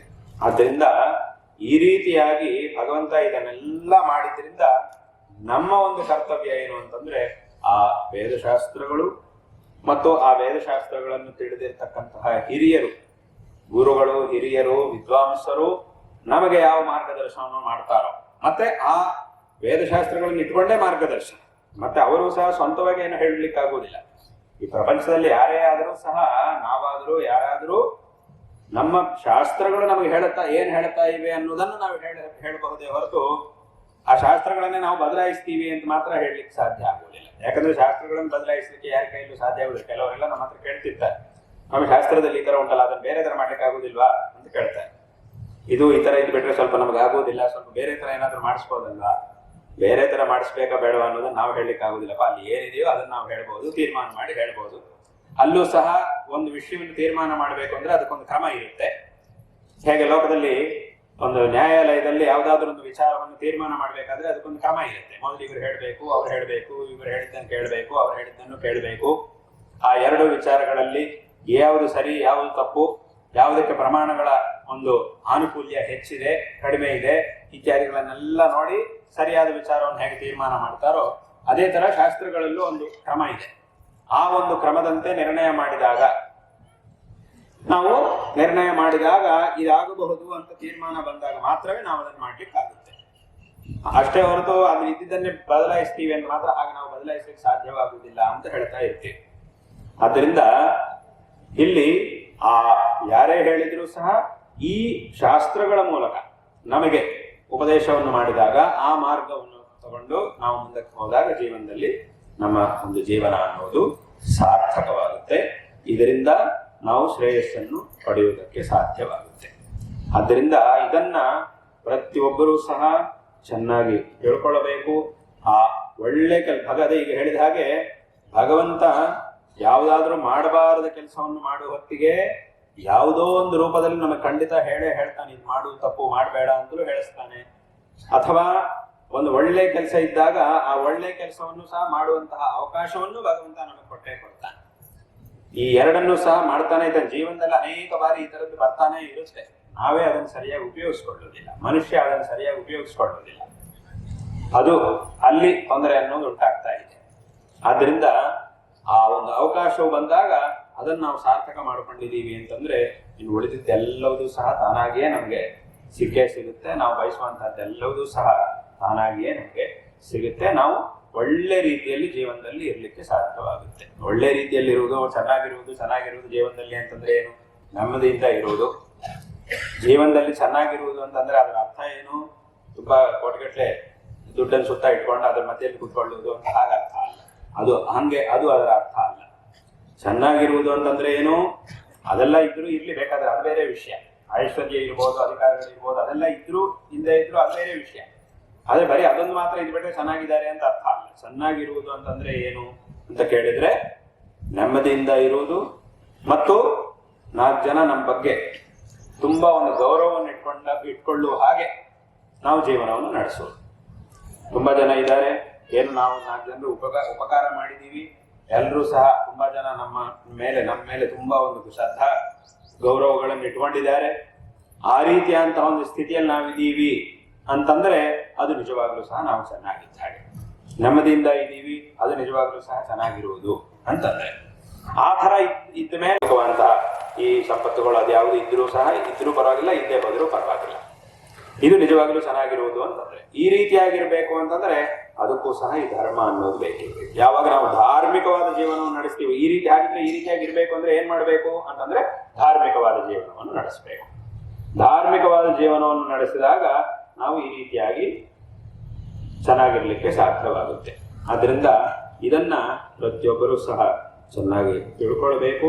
ಆ ವೇದ ಶಾಸ್ತ್ರಗಳು ನಮಗೆ ತೋರಿಸುವಂತಹ ಒಂದು ಮಾರ್ಗ ಏನಿದೆಯೋ ಆ ಮಾರ್ಗವನ್ನು ಅನುಸರಿಸಿ ಈ ಒಂದು ಜೀವನವನ್ನ ಸಾರ್ಥಕ ಮಾಡಿಕೊಳ್ಳಬೇಕು ಅನ್ನುವಂತಹ ಒಂದು ವಿಷಯವನ್ನ ಈ ಸಂದರ್ಭದಲ್ಲಿ ಎಲ್ಲರಿಗೂ ಸಹ ಹೇಳಬಯಸ್ತಾ ಇದ್ದೇವೆ.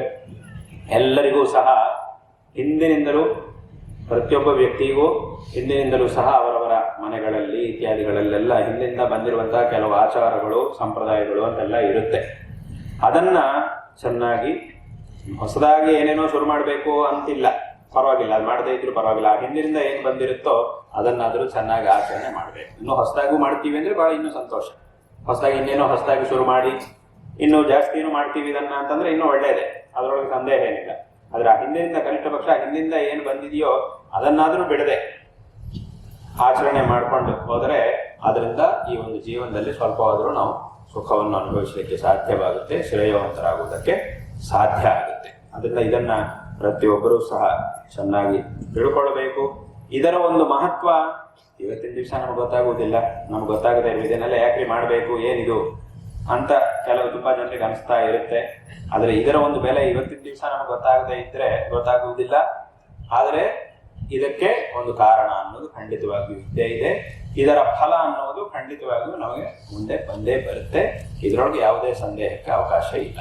ಆದ್ದರಿಂದ ಇದನ್ನ ಪ್ರತಿಯೊಬ್ಬರೂ ಸಹ ಚೆನ್ನಾಗಿ ತಿಳ್ಕೊಂಡು ಈ ಒಂದು ನಮ್ಮ ಪರಂಪರೆ, ಈ ವೇದಶಾಸ್ತ್ರಗಳು ನಮಗೆ ತೋರಿಸುವಂತಹ ಮಾರ್ಗವನ್ನ, ಧರ್ಮ ಮಾರ್ಗವನ್ನು ಅನುಸರಿಸಿ ಈ ಜೀವನವನ್ನು ಸಾರ್ಥಕ ಮಾಡಿಕೊಳ್ಳಬೇಕು. ಹಾಗಾಗಿ ನಮಗೆ ಕಣ್ಣಿಗೆ ಕಾಣುವಂತಹ ವಿಚಾರಗಳಲ್ಲೇ ನಮಗೊಂದು ಪ್ರಮಾಣ ಬೇಕು, ಒಬ್ಬರ ಮಾರ್ಗದರ್ಶನ ಬೇಕು. ಅದರಲ್ಲಿ ಯಾರು ಅನುಭವಸ್ಥರಾಗಿದ್ದಾರೋ ಅಂಥವರ ಮಾರ್ಗದರ್ಶನ ನಮಗೆ ಬೇಕು ಅಂತಂದ ಮೇಲೆ ಈ ಪ್ರಪಂಚ ಕಣ್ಣಿಗೆ ಕಾಣುವುದಿಲ್ಲ, ಆದರೆ ವಾಸ್ತವವಾಗಿ ಇದೇ ನಿಜವಾಗಲೂ ಆಧಾರ. ಈಗ ಹೇಳಿದಂತೆ ನಮಗೆ ಶ್ರೇಯಸ್ಸು ಸಿಗ್ತಾ ಇದೆ, ಸುಖವು ಸಿಗ್ತಾ ಇದೆ ಅಥವಾ ದುಃಖ ಸಿಗ್ತಾ ಇದೆ ಅಂತಂದ್ರೂ ಎರಡಕ್ಕೂ ಸಹ ಈ ಸುಖಕ್ಕೆ ಧರ್ಮ ಅನ್ನೋದು ಕಾರಣ, ದುಃಖಕ್ಕೆ ಅಧರ್ಮ ಅನ್ನೋದು ಕಾರಣ. ಅಂದ್ರೆ ಇದರ ಮೂಲಕ ನಮಗೆ ಎಲ್ಲವೂ ಸಹ ಈ ಪ್ರಪಂಚದಲ್ಲಿ ಎಲ್ಲವೂ ಸಹ ನಡೀತಾ ಇದೆ. ನಿಜವಾಗಲೂ ಈ ಪ್ರಪಂಚ ನಡೀತಿರೋದು ಯಾವುದರಿಂದ ಅಂತಂದ್ರೆ ಈ ಧರ್ಮದಿಂದ. ಆದ್ರಿಂದ ಇದನ್ನ ನಾವು ಚೆನ್ನಾಗಿ ತಿಳ್ಕೊಳ್ಬೇಕು. ಬರೀ ಯಾವುದೋ ಲೌಕಿಕವಾದಂತಹ ವಸ್ತು ನಡೀತಾ ಇಲ್ಲ. ಲೌಕಿಕವಾದಂತಹ ವಸ್ತು ಬರಬೇಕಾದ್ರೂ ಅದಕ್ಕೆ ಹಿಂದೆ ಧರ್ಮ ಅನ್ನೋದು ಇರಲೇಬೇಕು. ಅದಿದ್ರೆ ಮಾತ್ರ ಇದು ನಮಗೆ ಸಿಗುತ್ತೆ. ಆದ್ರಿಂದ ಇದನ್ನ ನಾವು ಚೆನ್ನಾಗಿ ತಿಳ್ಕೊಳ್ಬೇಕು. ಇಂತಹ ಒಂದು ವಿಚಾರವನ್ನು ನಮಗೆ ಹೇಳುವಂತಹ ಪ್ರಮಾಣಗಳೇ ಈ ವೇದಗಳು ಮತ್ತು ಆ ವೇದಗಳನ್ನು ಅನುಸರಿಸಿ ಬಂದಿರುವಂತಹ, ಆ ವೇದಗಳನ್ನು ಅನುಸರಿಸಿ ನಮ್ಮ ಹಿಂದಿನ ಋಷಿಗಳು, ವಿದ್ವಾಂಸರು ಅವರೆಲ್ಲರೂ ಸಹ ಬರೆದಿರತಕ್ಕಂತಹ ಗ್ರಂಥಗಳು. ಆದ್ರಿಂದ ಇಂತಹ ಗ್ರಂಥಗಳು ನಮಗೆ ತೋರಿಸುವಂತಹ ಒಂದು ಮಾರ್ಗವನ್ನು ಅನುಸರಿಸಿ ಜೀವನವನ್ನು ಸಾರ್ಥಕ ಮಾಡಿಕೊಳ್ಬೇಕು. ಮತ್ತೆ ನಮ್ಮ ಮನೆಗಳಲ್ಲಿ ಮಕ್ಕಳಿಗೂ ಸಹ ವಿಶೇಷವಾಗಿ ಇದರ ಬಗ್ಗೆ ಹೇಳ್ಕೊಳ್ಬೇಕು. ಮಕ್ಕಳಿಗೂ ಸಹ ಇದರ ಒಂದು ಜ್ಞಾನವನ್ನ ಚಿಕ್ಕ ವಯಸ್ಸಿನಿಂದಲೇ ಕೊಡ್ಬೇಕು. ಆ ಚಿಕ್ಕ ವಯಸ್ಸಿನಿಂದ ಕೊಟ್ಟಾಗ ಮಾತ್ರವೇ ಅವರಿಗೆ ಇದನ್ನು ಅರ್ಥ ಮಾಡಿಕೊಳ್ಳುವಂತಹ ಒಂದು ಸಾಮರ್ಥ್ಯ ಬರುತ್ತೆ. ಚಿಕ್ಕ ವಯಸ್ಸಿನಿಂದ ಮಕ್ಕಳಿಗೆ ಇದನ್ನೆಲ್ಲ ಹೇಳ್ಕೊಟ್ಟಾಗ ಅವರಿಗೆ ಒಂದು ಸಂಸ್ಕಾರ ಅನ್ನೋದು ಬರುತ್ತೆ. ತದನಂತರ ಅವರು ಲೌಕಿಕವಾದ ಪ್ರಪಂಚದಲ್ಲಿ ಎಷ್ಟೇ ಸಾಧನೆ ಮಾಡಿದ್ರೂ ಸಹ ಇದನ್ನು ಮರೆಯುವುದಿಲ್ಲ. ಇದನ್ನು ಹೇಳ್ಕೊಡ್ಲಿಲ್ಲ ಅಂತಂದ್ರೆ ಏನಾಗುತ್ತೆ, ಒಂದ್ಸಲ ಲೌಕಿಕ ಪ್ರಪಂಚಕ್ಕೆ ಹೋದ ಮೇಲೆ ಸಂಪೂರ್ಣವಾಗಿ ಅದೇ ತಲೆಯಲ್ಲಿ ತುಂಬಿದ ಮೇಲೆ ಏನಾಗುತ್ತೆ ಅಂದ್ರೆ ಇದೇ ಸರಿ, ಇದು ಯಾವುದು ಸರಿಯಲ್ಲ ಅಂತ ಅವ್ರಿಗೆ ಅನಿಸ್ಲಿಕ್ಕೆ ಶುರುವಾಗುತ್ತೆ.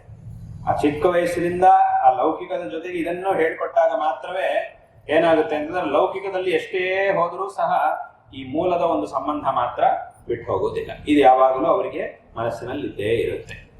ಅಲ್ಲಿಗೆ ಹೋಗಿ ಆಮೇಲೆ ಇದರ ಸಂಸ್ಕಾರ ಪಡ್ಕೊಳ್ಳುವುದು ಅಂತಂದ್ರೆ ಅದು ಬಹಳ ಕಷ್ಟ. ಆತರ ಆಗೋದು ತುಂಬಾ ಅಪರೂಪ. ಆತರ ಆಗೋದು ಕೆಲವರಿಗೆ ಮಾತ್ರ ಆತರ ಆಗುತ್ತೆ.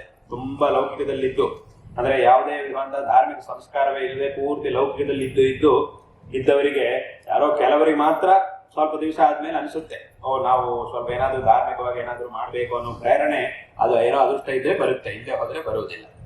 ಆದ್ರೆ ಈ ಒಂದು ಧಾರ್ಮಿಕವಾದಂತಹ ಒಂದು ಪ್ರೇರಣೆಯನ್ನ ಚಿಕ್ಕ ವಯಸ್ಸಿನಿಂದ ಕೊಟ್ರೆ, ಅದರ ಲೌಕಿಕವಾಗಿಯೂ ಇದರ ಜೊತೆಯಲ್ಲೇ ಬೆಳೆದರೆ ಆವಾಗ ಏನಾಗುತ್ತೆ ಅಂತಂದ್ರೆ ಈ ಒಂದು ಸಂಸ್ಕಾರವೂ ಇರುತ್ತೆ. ಇದು ಜೀವನದ ಸಾರ್ಥಕ್ಯಕ್ಕಾಗಿ, ಈ ಸಂಸ್ಕಾರ ಅನ್ನೋದು ಜೀವನ ಸಾರ್ಥಕ ಆಗಲಿಕ್ಕೆ, ಲೌಕಿಕವಾದಂತಾಗಿ ಮಾಡುವಂತಹ ವಿದ್ಯಾಭ್ಯಾಸ ಇರ್ಬೋದು ಅಥವಾ ಕೆಲಸಗಳಿರ್ಬೋದು, ಇನ್ನೇನೇ ವ್ಯವಹಾರಗಳಿರ್ಬೋದು, ಅದೆಲ್ಲವೂ ಸಹ ಜೀವನ ನಡೀಲಿಕ್ಕೆ, ಜೀವನದಲ್ಲಿ ಒಳ್ಳೆ ಲೋಕದಲ್ಲಿ ಲೌಕಿಕವಾಗಿ ಒಳ್ಳೆ ಸ್ಥಿತಿಯಲ್ಲಿ ಇರಲಿಕ್ಕೆ ಅದೆಲ್ಲವೂ ಬೇಕು ಅಷ್ಟೇ. ಆದ್ದರಿಂದ ಇದನ್ನ ಪ್ರತಿಯೊಬ್ಬರೂ ಸಹ ಚೆನ್ನಾಗಿ ತಿಳ್ಕೊಳ್ಬೇಕು.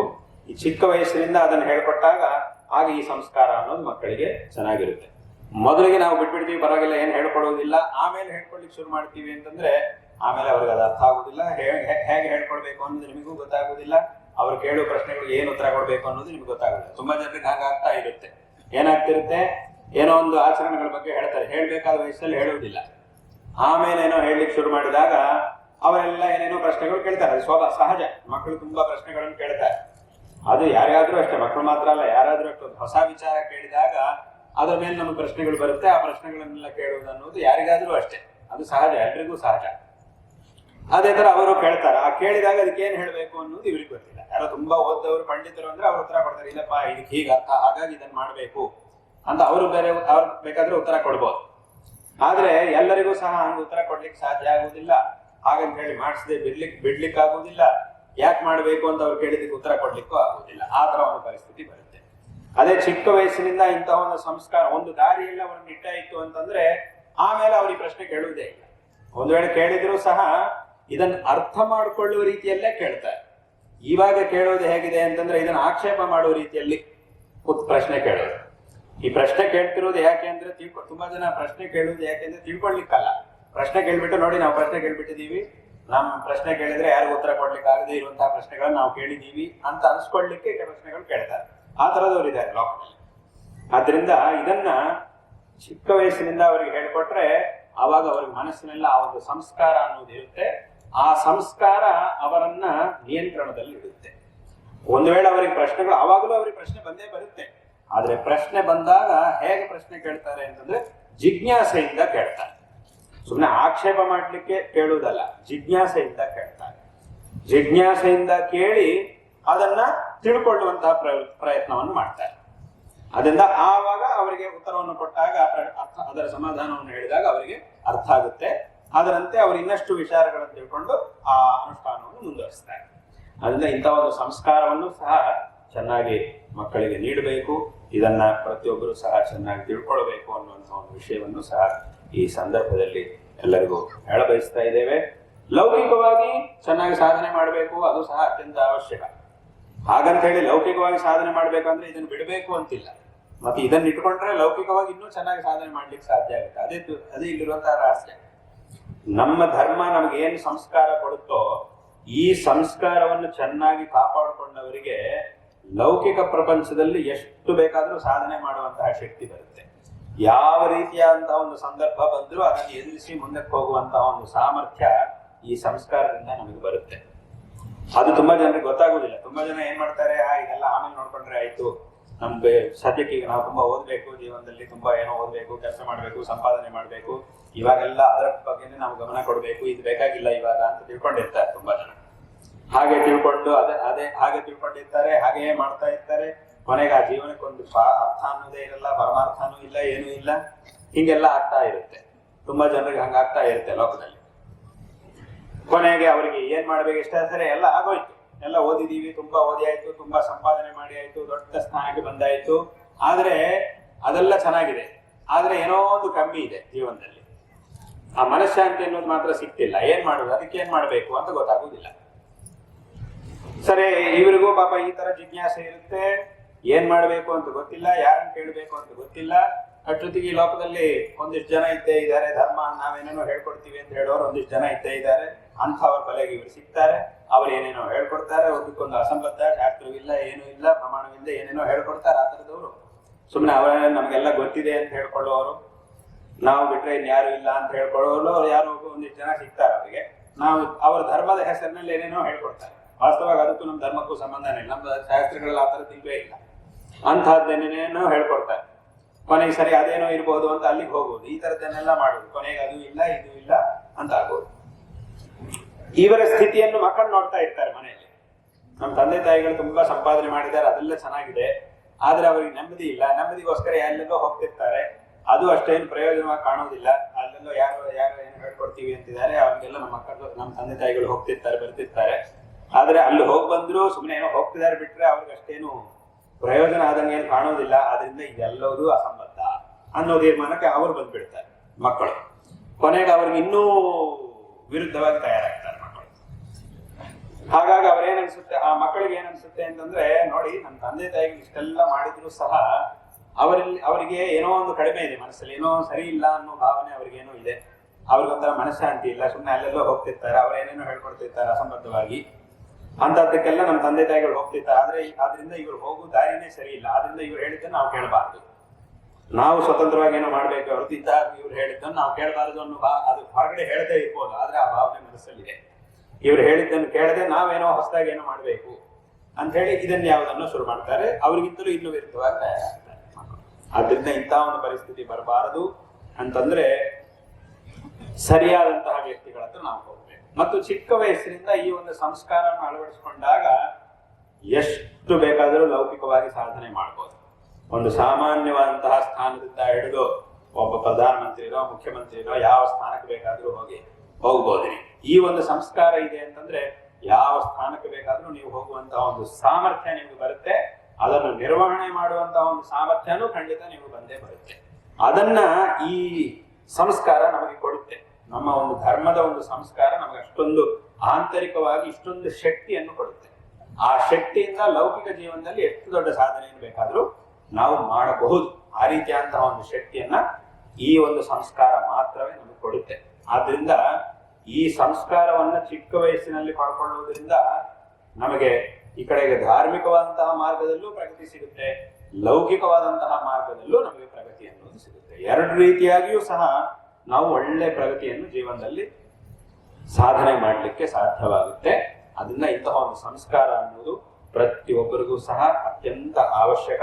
ಇದನ್ನು ಪ್ರತಿಯೊಬ್ಬರೂ ಸಹ ಚೆನ್ನಾಗಿ ತಿಳ್ಕೊಳ್ಬೇಕು ಅನ್ನುವಂತಹ ಒಂದು ವಿಷಯವನ್ನ ಈ ಸಂದರ್ಭದಲ್ಲಿ ಹೇಳಬಯಸ್ತಾ ಇದ್ದೇವೆ. ಈಗ ಹೇಗೆ ನಮ್ಮ ಒಂದು ಧರ್ಮದ ಹೆಸರಿನಲ್ಲಿ ಯಾರ್ಯಾರೋ ಏನೇನೋ ಹೇಳ್ತಿರ್ತಾರೆ, ಈ ಆಸ್ತಿಕ್ಯದ ಹೆಸರಿನಲ್ಲಿ, ಧರ್ಮದ ಒಂದು ಹೆಸರಿನಲ್ಲಿ ಹೇಗೆ ಲೋಕದಲ್ಲಿ ಯಾರ್ಯಾರು ಏನೇನೋ ಹೇಳ್ತಿರ್ತಾರೋ ಅದೇ ತರ ಇನ್ನೊಂದು ವಿಷಯನೂ ಇದೆ, ಎಲ್ಲರೂ ಗಮನಿಸಬೇಕಾಗುತ್ತೆ. ನಾಸ್ತಿಕ್ಯ ಅನ್ನೋ ಹೆಸರಿನಲ್ಲೂ ತುಂಬಾ ಜನ ಮೋಸ ಮಾಡುವವರು ಇದ್ದಾರೆ ಲೋಕದಲ್ಲಿ. ಎರಡು ತರನೂ ಇದ್ದಾರೆ. ಆಸ್ತಿಕ್ಯ ಧರ್ಮದ ಹೆಸರಿನಲ್ಲೂ ಮೋಸ ಮಾಡುವವರಿದ್ದಾರೆ, ನಾಸ್ತಿಕ್ಯದ ಹೆಸರಿನಲ್ಲೂ ಮೋಸ ಮಾಡುವವರಿದ್ದಾರೆ ಲೋಕದಲ್ಲಿ. ಅಂದ್ರೆ ನಾವು ನಮಗೆಲ್ಲ ಗೊತ್ತಿದೆ ಅಂತ ಹೇಳ್ಕೊಂಡು ಮೋಸ ಮಾಡುವವರು, ಜನರನ್ನ ದಾರಿ ತಪ್ಪಿಸುವವರು ತುಂಬಾ ಜನ ಇದ್ದಾರೆ. ನಾವು ನಾಸ್ತಿಕರಪ್ಪ, ನಾವು ಯಾವುದನ್ನು ನಂಬುವುದಿಲ್ಲ ಅಂತ ಹೇಳುವವರು ಒಂದಿಷ್ಟು ಜನ ಇದ್ದಾರೆ. ಅಂದ್ರೆ ಆ ಹೆಸರಿನಲ್ಲಿ ಜನರನ್ನು ಮೋಸ ದಾರಿ ತಪ್ಪಿಸುವವರು ಲೋಕದಲ್ಲಿ ಇದ್ದೇ ಇದ್ದಾರೆ. ಅಂದ್ರೆ ವ್ಯತ್ಯಾಸ ಏನು? ನಿಜವಾದ ಒಬ್ಬ ಆಸ್ತಿಕನಿಗೂ ನಾನು ಆಸ್ತಿಕ ಅಂತ ಹೇಳ್ಕೊಳ್ಳೋರಿಗೂ ವ್ಯತ್ಯಾಸ ಏನು? ನಿಜವಾದ ಒಬ್ಬ ಆಸ್ತಿಕ ಏನೇ ಮಾಡಿದ್ರು ಸಹ ಶಾಸ್ತ್ರಗಳನ್ನು ಸಂಪ್ರದಾಯವನ್ನು ಅನುಸರಿಸಿ ಹೋಗ್ತಾನೆ. ಈ ನಾನು ಆಸ್ತಿಕ ಅಂತ ಹೇಳ್ಕೊಳ್ಳೋರು ಅವ್ನು ನಿಜವಾಗ್ಲೂ ಅಲ್ಲದೆ ಇರೋನು ಏನ್ ಮಾಡ್ತಾನೆ ಅಂತಂದ್ರೆ ಅವನಿಗೆ ಇಷ್ಟ ಬಂದಿದ್ದನ್ನೆಲ್ಲ ಮಾಡ್ಬಿಟ್ಟು ಅದೆಲ್ಲದಕ್ಕೂ ಧರ್ಮ ಅಂತ ಹೆಸರನ್ನು ಇಡ್ತಾನೆ. ಅದು ಹಾಗೆ ನಾಸ್ತಿಕರಲ್ಲೂ ಆ ತರದವರಿದೆ. ನಿಜವಾದಂತಹ ಒಬ್ಬ ನಾಸ್ತಿಕ ಏನ್ ಮಾಡ್ತಾನೆ ಅಂತಂದ್ರೆ ಅವನ ದೃಷ್ಟಿಗೆ ವಿರುದ್ಧವಾಗಿ, ಈ ನಾಸ್ತಿಕ್ಯದ ದೃಷ್ಟಿಗೆ ವಿರುದ್ಧವಾಗಿ ಎಲ್ಲಿ ಏನೇ ಒಂದು ವಿಷಯ ಕಂಡು ಬಂದ್ರು ಅದರ ಮೇಲೆ ಪ್ರಶ್ನೆ ಮಾಡ್ತಾನೆ, ಅದ್ರ ಬಗ್ಗೆ ಆಕ್ಷೇಪ ಮಾಡ್ತಾನೆ, ಅದ್ರ ಬಗ್ಗೆ ಪ್ರಶ್ನೆಯನ್ನು ಎತ್ತಾನೆ.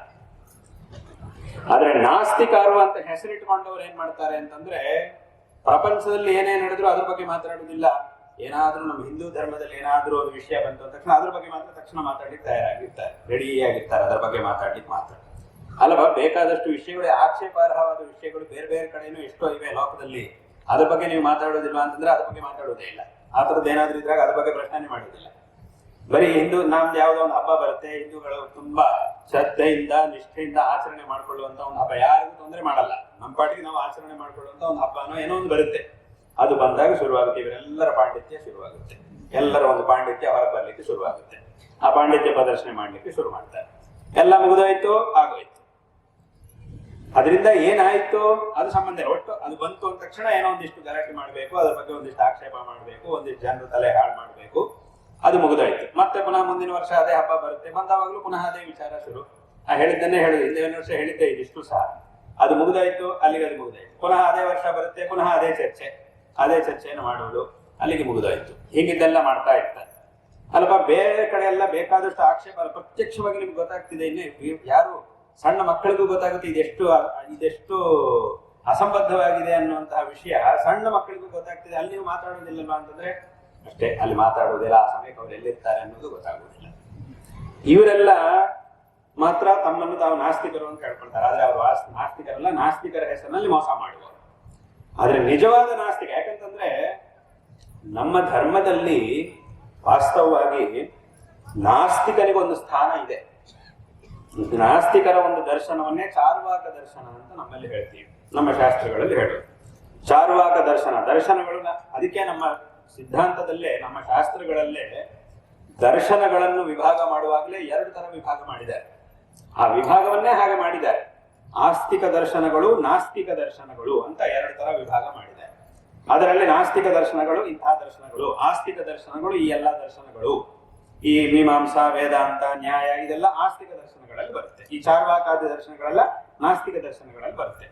ನೀವು ಈ ಧರ್ಮದ ಬಗ್ಗೆ ವಿಚಾರ ಮಾಡುವಂತಹ ಯಾವುದೇ ಒಂದು ವಾದದ ಗ್ರಂಥಗಳನ್ನು ನೀವು ತೆಗೆದು ನೋಡಿದ್ರೆ ಅದರೊಳಗೆ ನಾಸ್ತಿಕ ಹೇಳುವಂತಹ ವಿಚಾರವನ್ನು ಹೇಳಿರ್ತಾರೆ. ನಾಸ್ತಿಕ ಏನ್ ಹೇಳ್ತಿದ್ದಾನೆ ಅನ್ನೋದನ್ನು ಸಹ ಅಲ್ಲಿ ತಗೊಂಡಿರ್ತಾರೆ. ಅದು ಸರಿ ಇದೆಯಾ ಇಲ್ವಾ ಅನ್ನೋದು ಆಮೇಲೆ.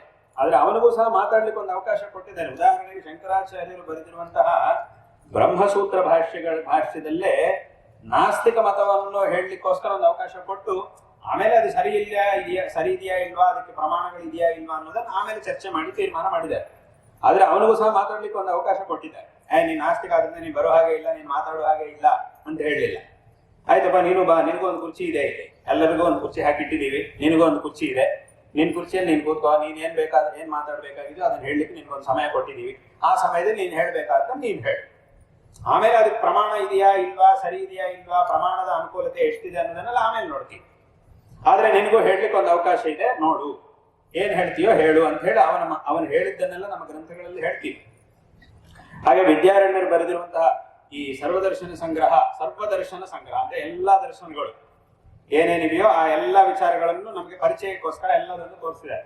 ಅದರೊಳಗೆ ಪ್ರಾರಂಭವಾಗುವುದೇ ನಾಸ್ತಿಕ ದರ್ಶನದಿಂದ. ನಾಸ್ತಿಕರು ಏನ್ ಹೇಳ್ತಾರೆ, ಅವರ ಅಭಿಪ್ರಾಯ ಏನು ಅನ್ನೋದನ್ನು ಹೇಳಿ ತದನಂತರ ವೇದಾಂತದ ವಿಚಾರ ತನಕ ಎಲ್ಲದನ್ನು ಪ್ರಾರಂಭ ನಾಸ್ತಿಕ ದರ್ಶನದಲ್ಲಾಗುತ್ತೆ, ಕೊನೆಗೆ ವೇದಾಂತ ದರ್ಶನದಲ್ಲಿ ಮುಗಿಯುತ್ತೆ. ಯಾಕಂದ್ರೆ ವೇದಾಂತ ದರ್ಶನ ಅನ್ನೋದು ಎಲ್ಲದರಲ್ಲೂ ಅತ್ಯಂತ ಉತ್ಕೃಷ್ಟವಾದಂತಹ ಕೊನೆಯದಾಗಿರ್ತಕ್ಕಂತಹ ದರ್ಶನ. ಆ ವೇದಾಂತ ದರ್ಶನದಲ್ಲಿ ವಿಚಾರ ಮುಗಿಯುತ್ತೆ, ಅಲ್ಲಿವರೆಗೆ ವಿಚಾರ ಮಾಡ್ತಾರೆ. ಪ್ರಾರಂಭ ಆಗುವುದು ನಾಸ್ತಿಕ ದರ್ಶನ. ಹಾಗಾಗಿ ಅಲ್ಲಿಂದಲೇ ಪ್ರಾರಂಭ ಮಾಡಿದ್ದಾರೆ. ಅಂದ್ರೆ ಅಲ್ಲಿ ಏನಾಯ್ತು, ನಿಜವಾದಂತಹ ನಾಸ್ತಿಕನಿಗೆ ನಾವು ಸಹ ಒಂದು ಸ್ಥಾನವನ್ನು ಕೊಟ್ಟಿದ್ದೀವಿ. ಅವರ ಅಭಿಪ್ರಾಯವನ್ನು ಅವರು ಹೇಳಲಿಕ್ಕೋಸ್ಕರ, ಯಾಕಂದ್ರೆ ಅವ್ರಿಗೊಂದು ತೀರ್ಮಾನ ಇದೆ. ನಾವು ಹೇಳಿದ್ದನ್ನು ಅವರು ಒಪ್ಕೊಳ್ಳದೆ ಇರ್ಬೋದು, ಆದ್ರೆ ಅವ್ರಿಗೆ ಒಂದಿಷ್ಟು ತೀರ್ಮಾನ ಅನ್ನೋದಿದೆ. ಆ ತೀರ್ಮಾನವನ್ನು ಹೇಳಲಿಕ್ಕೆ ಅವರಿಗೂ ಸಹ ಒಂದು ಅವಕಾಶವನ್ನು ನಮ್ಮ ಶಾಸ್ತ್ರಗಳು ಕೊಟ್ಟಿವೆ. ಆದ್ರೆ ನಿಜವಾದ ನಾಸ್ತಿಕ ಸುಮ್ಮನೆ ನಾಸ್ತಿಕರು ಅಂತ ಹೇಳ್ಕೊಳ್ಳೋರಲ್ಲ. ಅದನ್ನ ನಿಜವಾದಂತಹ ಒಬ್ಬ ನಾಸ್ತಿಕ ಅಂತಂದ್ರೆ ಅವನಿಗೂ ಒಂದು ಸ್ಥಾನ ಅನ್ನೋದು, ಅವರಿಗೂ ಒಂದು ಸ್ಥಾನ ಅನ್ನೋದು ಇದ್ದೇ ಇದೆ. ಅವರ ಅಭಿಪ್ರಾಯವನ್ನು ಹೇಳಲಿಕ್ಕೆ ಒಂದು ಅವಕಾಶ ಅನ್ನೋದು ಇದ್ದೇ ಇದೆ. ಅದು ಸರಿನಾ, ಎಷ್ಟು ಮಟ್ಟಿಗೆ ಸರಿ ಅನ್ನೋದು ಆಮೇಲೆ, ಅದು ಬೇರೆ ವಿಷಯ. ಹಾಗಾಗಿ ಈ ನಾಸ್ತಿಕರು ಅಂತ ಹೆಸರಿಟ್ಕೊಂಡಿರ್ತಕ್ಕಂಥವರು ನಿಜವಾಗ್ಲೂ ಒಬ್ಬ ನಾಸ್ತಿಕ ಅಂತಂದ್ರೆ ಅವ್ರಿಗೊಂದು ಸ್ಥಾನ ಇದ್ದೇ ಇದೆ. ನಮ್ಮ ಶಾಸ್ತ್ರಗಳಲ್ಲೇ ಒಂದು ಸ್ಥಾನ ಇದ್ದೇ ಇದೆ, ಅವ್ರಿಗೆ ಗೌರವ ಕೊಡ್ಬೋದು. ನಾವು ಹೇಳಿದ್ದೇನೆ ಅವ್ರು ಒಪ್ಪದೇ ಇದ್ರು ಅವರ ಪಾಟಿಗೆ ಅವರು ಒಂದು ತೀರ್ಮಾನದಲ್ಲಿ ಇರ್ತಾರೆ. ಎಲ್ಲೇ ಆಕ್ಷೇಪಾರ್ಹವಾದ ವಿಷಯವಾಗಿ ಅವ್ರಿಗೆ ಕಂಡು ಬಂದಿದೆ ಅಂದ ತಕ್ಷಣ ಅದ್ರ ಬಗ್ಗೆ ಆಕ್ಷೇಪ ಮಾಡ್ತಾರೆ. ಆದ್ರೆ ಈ ನಾಸ್ತಿಕ ಅಂತ ಹೆಸರಿಟ್ಕೊಳ್ಳೋರು ಹಾಗಲ್ಲ. ಅವ್ರು ಬೇರೆ ಇಲ್ಲಿ ಏನೇನ್ ನಡೆದ್ರು ಅದು ಕಾಣುವುದಿಲ್ಲ, ಇಲ್ಲಿ ಏನ್ ನಡೆಯುತ್ತೋ ಅದು ಮಾತ್ರ, ಅದ್ರ ಬಗ್ಗೆ ಮಾತ್ರ ಪ್ರಶ್ನೆ ಮಾಡ್ತಿರ್ತಾರೆ, ಅದನ್ನ ಮಾತ್ರ ಆಕ್ಷೇಪ ಮಾಡ್ತಾ ಇರ್ತಾರೆ. ಆಗ ಇಂಥವರನ್ನ ನಂಬಬಾರದು. ಇದನ್ನು ಪ್ರತಿಯೊಬ್ಬರು ಸಹ ಚೆನ್ನಾಗಿ ತಿಳ್ಕೊಳ್ಬೇಕು. ಹೇಗೆ ಸುಮ್ಮನೆ ಆಸ್ತಿ ಏನೇನೋ ಮಾಡ್ಬಿಟ್ಟು ಅದಕ್ಕೆ ಧರ್ಮ ಅಂತ ಹೆಸರನ್ನು ಕೊಡುವವರು ಯಾರಿರ್ತಾರೋ ಅವರನ್ನು ಹೇಗೆ ನಾವು ನಂಬಬಾರದು, ಅದೇ ತರ ಈ ನಾಸ್ತಿಕರು ಅಂತ ಹೆಸರಿಟ್ಟುಕೊಂಡವರು ಬರೀ ಇದ್ರ ಬಗ್ಗೆ, ಇಲ್ಲಿ ಹಿಂದೂ ಧರ್ಮದ ಬಗ್ಗೆ ಮಾತ್ರ ನಾವು ಆಕ್ಷೇಪ ಮಾಡ್ತೀವಿ, ಎಲ್ಲಿ ಏನೇ ನಡೆದ್ರು ಸಹ ಅದ್ರ ಬಗ್ಗೆ ಮಾತಾಡೋದಿಲ್ಲ ಅಂತಂದ್ರೆ ಇಂಥವ್ರಿಗೂ ಸಹ ನಾವು ಗೌರವವನ್ನು ಕೊಡಬಾರದು. ಇಂಥವ್ರು ಹೇಳುವಂತಹ ಮಾತುಗಳಿಗೂ ಬೆಲೆಯನ್ನು ಕೊಡಬಾರದು. ಆ ಒಂದು ವಿಷಯವನ್ನು ಸಹ ಪ್ರತಿಯೊಬ್ಬರು ಚೆನ್ನಾಗಿ ತಿಳ್ಕೊಳ್ಳಬೇಕು. ಆದ್ದರಿಂದ ನಿಜವಾದ ನಾಸ್ತಿಕನ ಹಾಗಿದ್ರೆ ನಿನಗೊಂದು ಗೌರವ ಇದೆ, ಒಂದಿಷ್ಟು ಸ್ಥಾನ ನಿನಗೂ ನಮ್ಮ ಶಾಸ್ತ್ರಗಳಲ್ಲಿ ಇದ್ದೇ ಇದೆ. ಆದ್ರಿಂದ ಇದನ್ನ ಪ್ರತಿಯೊಬ್ಬರು ಸಹ ಚೆನ್ನಾಗಿ ತಿಳ್ಕೊಳ್ಬೇಕು. ಅಂದ ಯಾವ ಒಂದು ನಮ್ಮ ಜೀವನವನ್ನು ಸಾರ್ಥಕ ಮಾಡಿಕೊಳ್ಳಿಕ್ಕೆ ಯಾವ ಮಾರ್ಗವನ್ನು ಈ ವೇದಶಾಸ್ತ್ರಗಳು ನಮಗೆ ಉಪದೇಶ ಮಾಡ್ತಾ ಇದೆಯೋ ಇಂತಹ ಮಾರ್ಗವನ್ನು ಅನುಸರಣೆ ಮಾಡಿ ಜೀವನವನ್ನು ಸಾರ್ಥಕ ಮಾಡಿಕೊಳ್ಳಬೇಕು ಅನ್ನುವಂತಹ ಒಂದು ವಿಷಯವನ್ನ ಈ ಸಂದರ್ಭದಲ್ಲಿ ಹೇಳಬಯಸ್ತಾ ಇದ್ದೇವೆ. ಹಾಗಾಗಿಯೇ ಇಂತಹ ವಿಚಾರಗಳನ್ನು ನಮಗೆ ಹೇಳುವಂತಹ ಪ್ರಮಾಣಗಳಾಗಿರುವುದರಿಂದಲೇ ಈ ವೇದ ಎನ್ನತಕ್ಕಂತಹ ಪ್ರಮಾಣ ಎಲ್ಲ ಪ್ರಮಾಣಗಳಲ್ಲೂ ಸಹ ಅತ್ಯಂತ ಶ್ರೇಷ್ಠವಾದಂತಹ ಪ್ರಮಾಣ. ಯಾಕೆ, ನಮ್ಮ ಕಣ್ಣುಗಳಿಂದ ಬರೀ ಪ್ರತ್ಯಕ್ಷವಾಗಿ ಕಾಣುವಂತಹ ವಸ್ತುಗಳನ್ನು ಮಾತ್ರವೇ ನೋಡ್ತೀವಿ. ಆದ್ರೆ ವೇದಗಳು ನಮ್ಮ ಕಣ್ಣಿಗೆ ಕಾಣದೇ ಇರುವಂತಹ ಆದ್ರೆ ವಾಸ್ತವವಾಗಿ ಇರತಕ್ಕಂತಹ ವಿಚಾರಗಳನ್ನು ನಮಗೆ ತಿಳಿಸ್ತಾ ಇವೆ. ಆದ್ದರಿಂದ ಅಂತಹ ಪ್ರಮಾಣಗಳಾಗಿರುವುದರಿಂದ ವೇದಗಳಿಗೆ ಅಪಾರವಾದಂತಹ ಒಂದು ಸ್ಥಾನ ಇದೆ. ಹಾಗಾಗಿ ಯಾರು ವೇದವನ್ನ ಅಧ್ಯಯನ ಮಾಡಿರ್ತಾರೆ, ಇಂತಹ ವೇದವನ್ನ ಯಾರು ಸಂಪ್ರದಾಯವಾಗಿ ನಿಯಮಗಳೊಂದಿಗೆ ಯಾರು ಅಧ್ಯಯನ ಮಾಡಿರ್ತಾರೆ, ಶಾಸ್ತ್ರೋಕ್ತವಾದಂತಹ ನಿಯಮಗಳೊಂದಿಗೆ ಯಾರು ಅಧ್ಯಯನ ಮಾಡಿರ್ತಾರೋ ಅಂತಹ ವ್ಯಕ್ತಿಗಳಿಗೂ ಸಹ, ಅಂತಹ ವೇದ ವಿದ್ವಾಂಸರಿಗೂ ಸಹ ಒಂದು ಅಪಾರವಾದಂತಹ ಗೌರವವನ್ನ ನಾವು ಕೊಡುವುದು, ಸಮಾಜದಲ್ಲಿ ಅವರಿಗೆ ಅಂತಹ ಒಂದು ಗೌರವವನ್ನು ಕೊಡುವುದು. ಯಾರು ಗೌರವ ಕೊಡ್ಲಿಲ್ಲ, ಒಂದಿಷ್ಟು ಜನ ಇಲ್ಲ ವೇದ ವಿದ್ವಾಂಸರಿಗೆ ಗೌರವ ಕೊಡ್ಲಿಲ್ಲ ಅಂತಂದ್ರೆ ಅದು ಕೊಡದೇ ಇರುವವನ ದೌರ್ಭಾಗ್ಯವೇ ಹೊರತು ವೇದ ಪಂಡಿತರಿಗಲ್ಲ. ಅದಕ್ಕೆ ಶಾಸ್ತ್ರದಲ್ಲಿ ಒಂದು ಮಾತನ್ನು ಹೇಳಿದ್ದಾರೆ, ಭರ್ತೃಹರಿ ಒಂದು ಮಾತನ್ನು ಹೇಳ್ತಾನೆ, ಕುತ್ಸ್ಯಾಸ್ಯು ಕುಪರೀಕ್ಷಕೈರ್ ನ ಮಣಯೋ ಏರ್ ಅರ್ಥತಃ ಪಾತಿತಾ ಅಂತ ಒಂದು ಮಾತನ್ನು ಹೇಳಿದ್ದಾರೆ ಭರ್ತೃ. ಇದರ ಅರ್ಥ ಏನು ಅಂತಂದ್ರೆ, ಒಬ್ಬ ಒಂದು ಅಮೂಲ್ಯವಾದಂತಹ ರತ್ನ ಅವನ ಕೈಗೆ ಸಿಕ್ಕಿದ್ರೂ ಸಹ ಇದು ಬರೀ ಸಾಮಾನ್ಯವಾದಂತಹ ಒಂದು ಕಲ್ಲು ಅಂತ ಹೇಳಿ ಬಿಸಾಡಿದ್ರೆ ಅಲ್ಲಿ ಆ ಅವಿವೇಕ ಇವನಿದೆ ಹೊರತು ಇವನಿಗಿದೆ ಹೊರತು ಆ ದೋಷ, ಈ ಬರೀ ಸಾಮಾನ್ಯವಾದ ಕಲ್ಲಷ್ಟೇ, ಇದಕ್ಕೇನು ಬೆಲೆ ಇಲ್ಲ ಅಂತ ಹೇಳಿ ಅವನದನ್ನು ಬಿಸಾಡಿದ್ರೆ ಆ ಒಂದು ದೋಷ ಇವಂದೇ ಹೊರತು ಆ ಮಣಿದಲ್ಲ. ಯಾಕಂದ್ರೆ ಮಣಿ ನೀನ್ ಮನೇಲಿ ಇಟ್ಕೊಂಡ್ರು, ಬೀರೊಳಗೆ ಇಟ್ಕೊಂಡ್ರು, ಹೊರಗಡೆ ಬಿಸಾಡಿದ್ರು ಮಣಿನೇ, ಅದರ ಬೆಲೆ ಹಾಗೆ ಇರುತ್ತೆ. ಆದ್ರೆ ಆ ದೋಷ ಯಾರದು ಅಂತಂದ್ರೆ ಈ ಬಿಸಾಡಿದವ, ಯಾರು ಅದು ಏನು ಪ್ರಯೋಜನ ಇಲ್ಲ ಅಂತ ಸರಿಯಾಗಿ ತಿಳ್ಕೊಳ್ಳದೆ ಯಾರನ್ನು ಬಿಸಾಡಿದಾನೋ ಅವಂದು ಆ ದೋಷ. ಅದನ್ನೇ ಇಲ್ಲಿ ಹೇಳಿದ್ದು ಬರ್ತದೆ, ಕುತ್ಸ್ಯಾಸ್ಯು ಕುಪರೀಕ್ಷಕೈ ನ ಮಣಯೋ ಯೈರ್ ಅರ್ಥತಃ ಪಾತಿತಾ ಅಂತ. ಆದ್ರಿಂದ ಇದನ್ನ ಪ್ರತಿಯೊಬ್ಬರು ಸಹ ಚೆನ್ನಾಗಿ ತಿಳ್ಕೊಳ್ಬೇಕು. ಹಾಗಾಗಿ ವಿದ್ವಾಂಸರಿಗೆ, ವೇದ ವಿದ್ವಾಂಸರಿಗೆ ಒಂದು ಆ ರೀತಿಯಂತ ಒಂದು ಗೌರವವನ್ನು ಕೊಡುವುದು. ಯಾಕೆ ಅಂತಂದ್ರೆ ಆ ವೇದಗಳ ಒಂದು ಮಹಿಮೆ. ಆದ್ರಿಂದ ಇದನ್ನ ಪ್ರತಿಯೊಬ್ಬರು ಸಹ ಚೆನ್ನಾಗಿ ತಿಳ್ಕೊಳ್ಬೇಕು. ನಾನು ಅನೇಕ ಕಡೆಗಳಲ್ಲಿ ಹೇಳ್ತಾ ಇರ್ತೀನಿ, ಮತ್ತೆ ಇವತ್ತು ಸಹ ತುಂಬಾ ಜನ ಇದ್ದೀರಿ, ಇವತ್ತು ಸಹ ನಾನು ಇದನ್ನು ಹೇಳ ಬಯಸ್ತಾ ಇದ್ದೀನಿ. ಏನು ಅಂತಂದ್ರೆ, ವೇದ ವಿದ್ವಾಂಸರನ್ನ ಎಲ್ಲರೂ ಸಹ ಗೌರವಿಸಬೇಕು. ಮತ್ತೆ ಏನಾದ್ರೂ ಒಂದು ಒಳ್ಳೆ ಕಾರ್ಯ, ಮನೆಯಲ್ಲಿ ಏನಾದ್ರೂ ಶುಭ ಕಾರ್ಯ ಆಯ್ತು, ಒಳ್ಳೆ ಕಾರ್ಯ ಆಯ್ತು, ಏನಾದ್ರೂ ಒಂದು ವಿಶೇಷವಾದ ಸಂದರ್ಭ ಬಂತು ಅಂತಂದ್ರೆ ಯಾರಾದ್ರೂ ಒಬ್ಬರು ವೇದ ವಿದ್ವಾಂಸರನ್ನ ಗೌರವಿಸಬೇಕು ಅನ್ನುವಂತ ಒಂದು ಕ್ರಮ ಎಲ್ಲ ಕಡೆಗೂ ಬರಬೇಕು. ಪ್ರತಿಯೊಬ್ಬರ ಆಸ್ತಿಕರ ಮನೆಯಲ್ಲೂ ಆ ರೀತಿಯಾದಂತಹ ಒಂದು ಕ್ರಮ ಬರಬೇಕು. ಎಲ್ಲ ವಿದ್ವಾಂಸ ಏನಾದ್ರೂ ಒಂದು ಮನೆಯಲ್ಲಿ ಏನೋ ಒಂದು ಒಳ್ಳೆ ಕಾರ್ಯ ಆಯ್ತು, ಒಳ್ಳೆ ಶುಭ ಕಾರ್ಯ ಆಯ್ತು ಅಂತಂದ್ರೆ ಆ ಸಂದರ್ಭದಲ್ಲಿ ವೇದ ವಿದ್ವಾಂಸರನ್ನ ಕರೆದು ಏನಾದ್ರೂ ವೇದ ಪಾರಾಯಣ, ಸ್ವಲ್ಪ ಸಂಪೂರ್ಣವಾದ್ರೆ ಅದು ಇಲ್ಲ ಸ್ವಲ್ಪ ಆದ್ರೂ ಪಾರಾಯಣ ಮಾಡಿಸಿ ಆ ವೇದ ಪೂರ್ವಕವಾದ ಒಂದು ಆಶೀರ್ವಚನವನ್ನು ಪಡ್ಕೊಳ್ಳುವುದು ಅನ್ನುವುದು ಸಹ ತುಂಬಾ ಅವಶ್ಯಕ. ಈ ರೀತಿಯಾದಂತಹ ಒಂದು ಸಂಪ್ರದಾಯ ಎಲ್ಲ ಕಡೆಗೂ ಬರಬೇಕು. ಅಂದ್ರೆ ಇದು ಕೆಲವರಿಗೆ ಇದನ್ನು ಹೇಳಿದ್ರೆ ತುಂಬಾ ಆಶ್ಚರ್ಯ ಆಗ್ಬೋದು. ಆದ್ರೆ ಇಲ್ಲಿ ಇದರಲ್ಲಿ ಆಂಧ್ರ ಪ್ರದೇಶ ಇದೆ ರಾಜ್ಯ, ಅಲ್ಲಿ ಎಲ್ಲರಿಗೂ ತುಂಬಾ ಜನರಿಗೆ ಆಶ್ಚರ್ಯ ಆಗುತ್ತೆ. ಅಲ್ಲಿ ಹಿಂದಿನಿಂದಲೂ ಸಹ ಒಂದು ಕ್ರಮ ಅದು ಇವತ್ತಿಗೂ ಸಹ ಇರಬೇಕು, ನಮ್ಮ ಪ್ರಕಾರ ಇವತ್ತಿಗೂ ಸಹ ಇದೆ. ಅಲ್ಲಿ ಇರುವಂತಹ ಒಂದು ಕ್ರಮ ಏನು ಅಂತಂದ್ರೆ, ಈ ಜನವರಿ 1ನೇ ತಾರೀಕು ಬಂತು ಅಂತಂದ್ರೆ ಮುಖ್ಯಮಂತ್ರಿಗೂ ರಾಜ್ಯಪಾಲರಿಗೂ ವೇದಾಶೀರ್ವಚನ ಅಂತ ಒಂದು ನಡೆಯುತ್ತೆ. ವೇದ ಪಂಡಿತರು ಆ ಮುಖ್ಯಮಂತ್ರಿ ನಿವಾಸಕ್ಕೆ ಹೋಗಿ ಅಥವಾ ರಾಜಭವನಕ್ಕೆ ಹೋಗಿ ಅಲ್ಲಿ ವೇದವನ್ನು ಪಠನ ಮಾಡಿ ಅವರಿಗೆ ಆಶೀರ್ವಚನವನ್ನು ಮಾಡ್ತಾರೆ. ಅದು ಒಂದು ಕ್ರಮ ಮುಖ್ಯಮಂತ್ರಿಗೆ ನಡೆಯುತ್ತೆ, ಅದು ಸರ್ಕಾರದಿಂದಲೇ ಅದು ನಡೆಯುತ್ತೆ. ಇವತ್ತಿಗೂ ಸಹ ಬಹುಶಃ ನಡೀತಾ ಇರಬೇಕು. ಅದು ಅನೇಕ ವರ್ಷಗಳ ಕಾಲ ನಾವು ನೋಡಿದ್ದೀವಿ.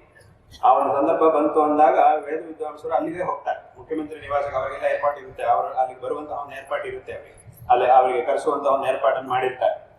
ಆ ವೇದ ವಿದ್ವಾಂಸರು ಅಲ್ಲಿಗೆ ಹೋದಾಗ ಅವರು ಬರ್ತಾರೆ, ಮುಖ್ಯಮಂತ್ರಿಗಳು, ರಾಜ್ಯಪಾಲರು, ಬೇರೆ ಬೇರೆ ಕಡೆ ಅವರವರ ಸ್ಥಾನದಲ್ಲಿ ಅವರು ಬರ್ತಾರೆ, ಬಂದು ಕೂತ್ಕೊಂಡಾಗ ಇವರು ವೇದ ಪಠಣವನ್ನು ಮಾಡಿ ಅವರಿಗೆ ಆಶೀರ್ವಚನವನ್ನು ಮಾಡಿ ಬರುವುದು ಅನ್ನುವುದು. ಅಂದ್ರೆ ಆ ಮೊದಲನೇ ದಿವಸ, ಆ ವರ್ಷದ ವ್ಯವಹಾರ ಪ್ರಕಾರದಲ್ಲಿ ಅದು ಮೊದಲನೇ ದಿವಸ ಆದ್ರಿಂದ, ಜನವರಿ 1ನೇ ತಾರೀಕು ಮೊದಲನೇ ದಿವಸ ಆದ್ರಿಂದ ಆವತ್ತಿನ ದಿವಸ ಅಲ್ಲಿಗೆ ಹೋಗುವುದು ಅನ್ನೋದು ಇರುತ್ತೆ. ಆ ಮೊದಲನೇ ದಿವಸ ಆ ವೇದ ಪೂರ್ವಕವಾದ ವೇದ ವಿದ್ವಾಂಸರಿಂದ ಆಶೀರ್ವಚನವನ್ನು ಪಡ್ಕೊಳ್ಳುವುದು ಅನ್ನೋ ಕ್ರಮ ಅದು ಹಿಂದಿನಿಂದಲೂ ಸಹ ಬಂದಿದೆ. ಯಾಕೆಂದ್ರೆ ಅದು ವ್ಯಾವಹಾರಿಕವಾಗಿ ಅದು ವರ್ಷದ ಮೊದಲನೇ ದಿವಸ ಆದ್ರಿಂದ ಆ ಒಂದು ದಿವಸ ವೇದ ಪೂರ್ವಕವಾಗಿ ಆಶೀರ್ವಚನವನ್ನು ಪಡೆದರೆ ಅದರಿಂದ ಮತ್ತೆ ಮುಂದೆ ಒಳ್ಳೇದಾಗುತ್ತೆ ಅನ್ನುವಂತಹ ಒಂದು ವಿಷಯ ಅಂತ ಒಂದು ಅಭಿಪ್ರಾಯದಲ್ಲಿ ಹಿಂದಿನಿಂದಲೂ ಸಹ ಈ ರೀತಿಯಾದ ಒಂದು ಆಚರಣೆ ಬಂದಿದೆ. ಮುಖ್ಯಮಂತ್ರಿಗೂ ರಾಜ್ಯಪಾಲರಿಗೂ, ಯಾಕಂದ್ರೆ ಅವರೇ ಪರಿಪಾಲನೆಯಲ್ಲಿ ಅವರೇ ದೊಡ್ಡವರಾದ್ರಿಂದ ಅವ್ರಿಗೆ ಮಾಡುವಂತಹ ಒಂದು ಕ್ರಮ ಹಿಂದಿಂದ ಬಂದಿದೆ. ಹಾಗಾಗಿ ಇದು ತುಂಬಾ ಜನರಿಗೆ ಆಶ್ಚರ್ಯ ಆಗುತ್ತೆ, ಈ ರೀತಿಯ ಮುಖ್ಯಮಂತ್ರಿಗಳು ಆತರ ಮಾಡೋದಿರುತ್ತಾ ಅಂತ ತುಂಬಾ ಜನರಿಗೆ ಆಶ್ಚರ್ಯ ಆಗ್ಬೋದು. ಆದ್ರೆ ಇದು ವಾಸ್ತವವಾಗಿ ಇರುವಂತಹ ವಿಷಯ.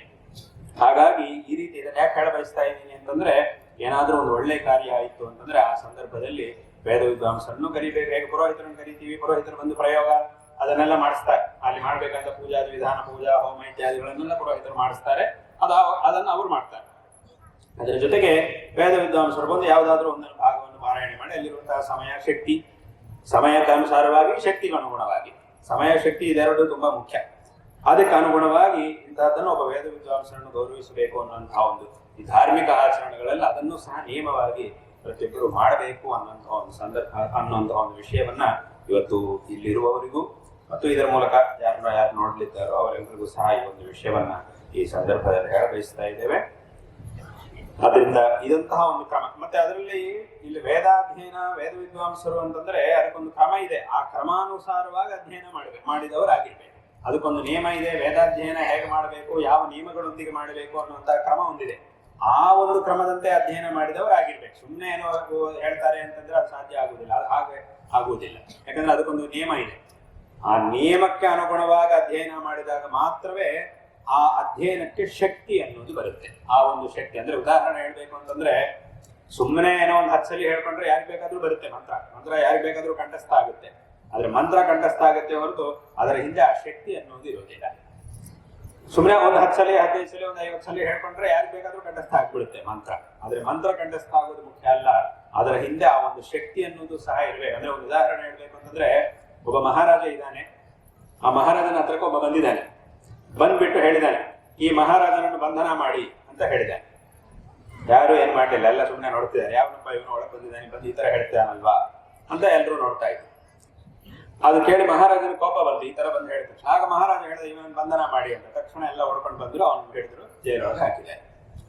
ಇಲ್ಲೇನು ವ್ಯತ್ಯಾಸ? ಅವನು ಹೇಳಿದ್ದನ್ನೇ ಇವನು ಹೇಳಿದ್ದಾನೆ, ಇವನು ಹೇಳಿದ್ದನ್ನೇ ಅವನು ಹೇಳಿದ್ದಾನೆ. ಇವನು ಹೇಳಿದ ಕೆಲಸ ಆಯ್ತು, ಅವನು ಹೇಳಿದ ಕೆಲಸ ಆಗ್ಲಿಲ್ಲ. ಹೇಳಿದ ಮಾತೊಂದೇ. ಅವನೇನ್ ಹೇಳಿದಾನೆ ಅದನ್ನೇ ಮಹಾರಾಜ ಹೇಳಿದ. ಅವನು ಹೇಳಿದಾಗ ಯಾರೇನ್ ಮಾಡ್ಲಿಲ್ಲ, ಇವನು ಹೇಳಿದ ತಕ್ಷಣ ಕೆಲಸ ಆಯ್ತು. ಯಾಕೆ? ಆ ಹೇಳಿದವನ ಒಂದು ಶಕ್ತಿ.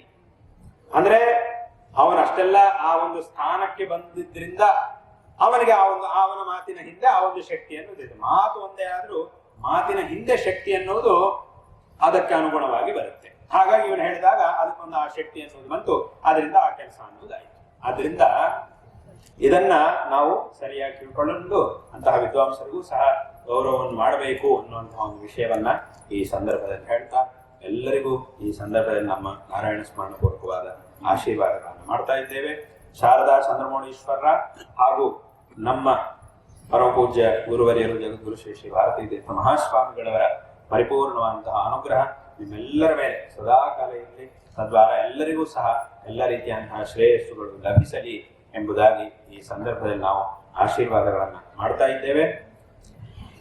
ಮತ್ತು ಇಂತಹ ಒಂದು ಪರಂಪರೆಯನ್ನ, ಇಂತಹ ಒಂದು ಧರ್ಮವನ್ನು ಉದ್ಧಾರ ಮಾಡಿ ಈ ಮಾರ್ಗವನ್ನು ನಮಗೆ ತೋರಿಸಲಿಕ್ಕೋಸ್ಕರವೇ ಜಗದ್ಗುರು ಶ್ರೀ ಶ್ರೀ ಆದಿಶಂಕರ ಭಗವತ್ಪಾದಾಚಾರ್ಯರು ಅವತಾರವನ್ನು ಮಾಡಿದ್ದಾರೆ.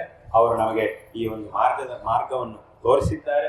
ಹಾಗಾಗಿ ಶಂಕರಾಚಾರ್ಯರ ಒಂದು ಜಯಂತಿ ಉತ್ಸವವನ್ನ ಪ್ರತಿಯೊಬ್ಬರು ಸಹ ತಮ್ಮ ಮನೆಗಳಲ್ಲಿ ಮಾಡ್ಕೊಳ್ಬೇಕು. ಪ್ರತಿ ವರ್ಷ ಬರುವಂತಹ ವೈಶಾಖ ಶುಕ್ಲ ಪಂಚಮಿ, ಮುಂದೆ ವೈಶಾಖ ಮಾಸದಲ್ಲಿ ಹೊಸ ವರ್ಷ ಬರುತ್ತೆ, ಅದಾದ್ಮೇಲೆ ವೈಶಾಖ ಶುಕ್ಲ ಪಂಚಮಿ ಬರುತ್ತೆ.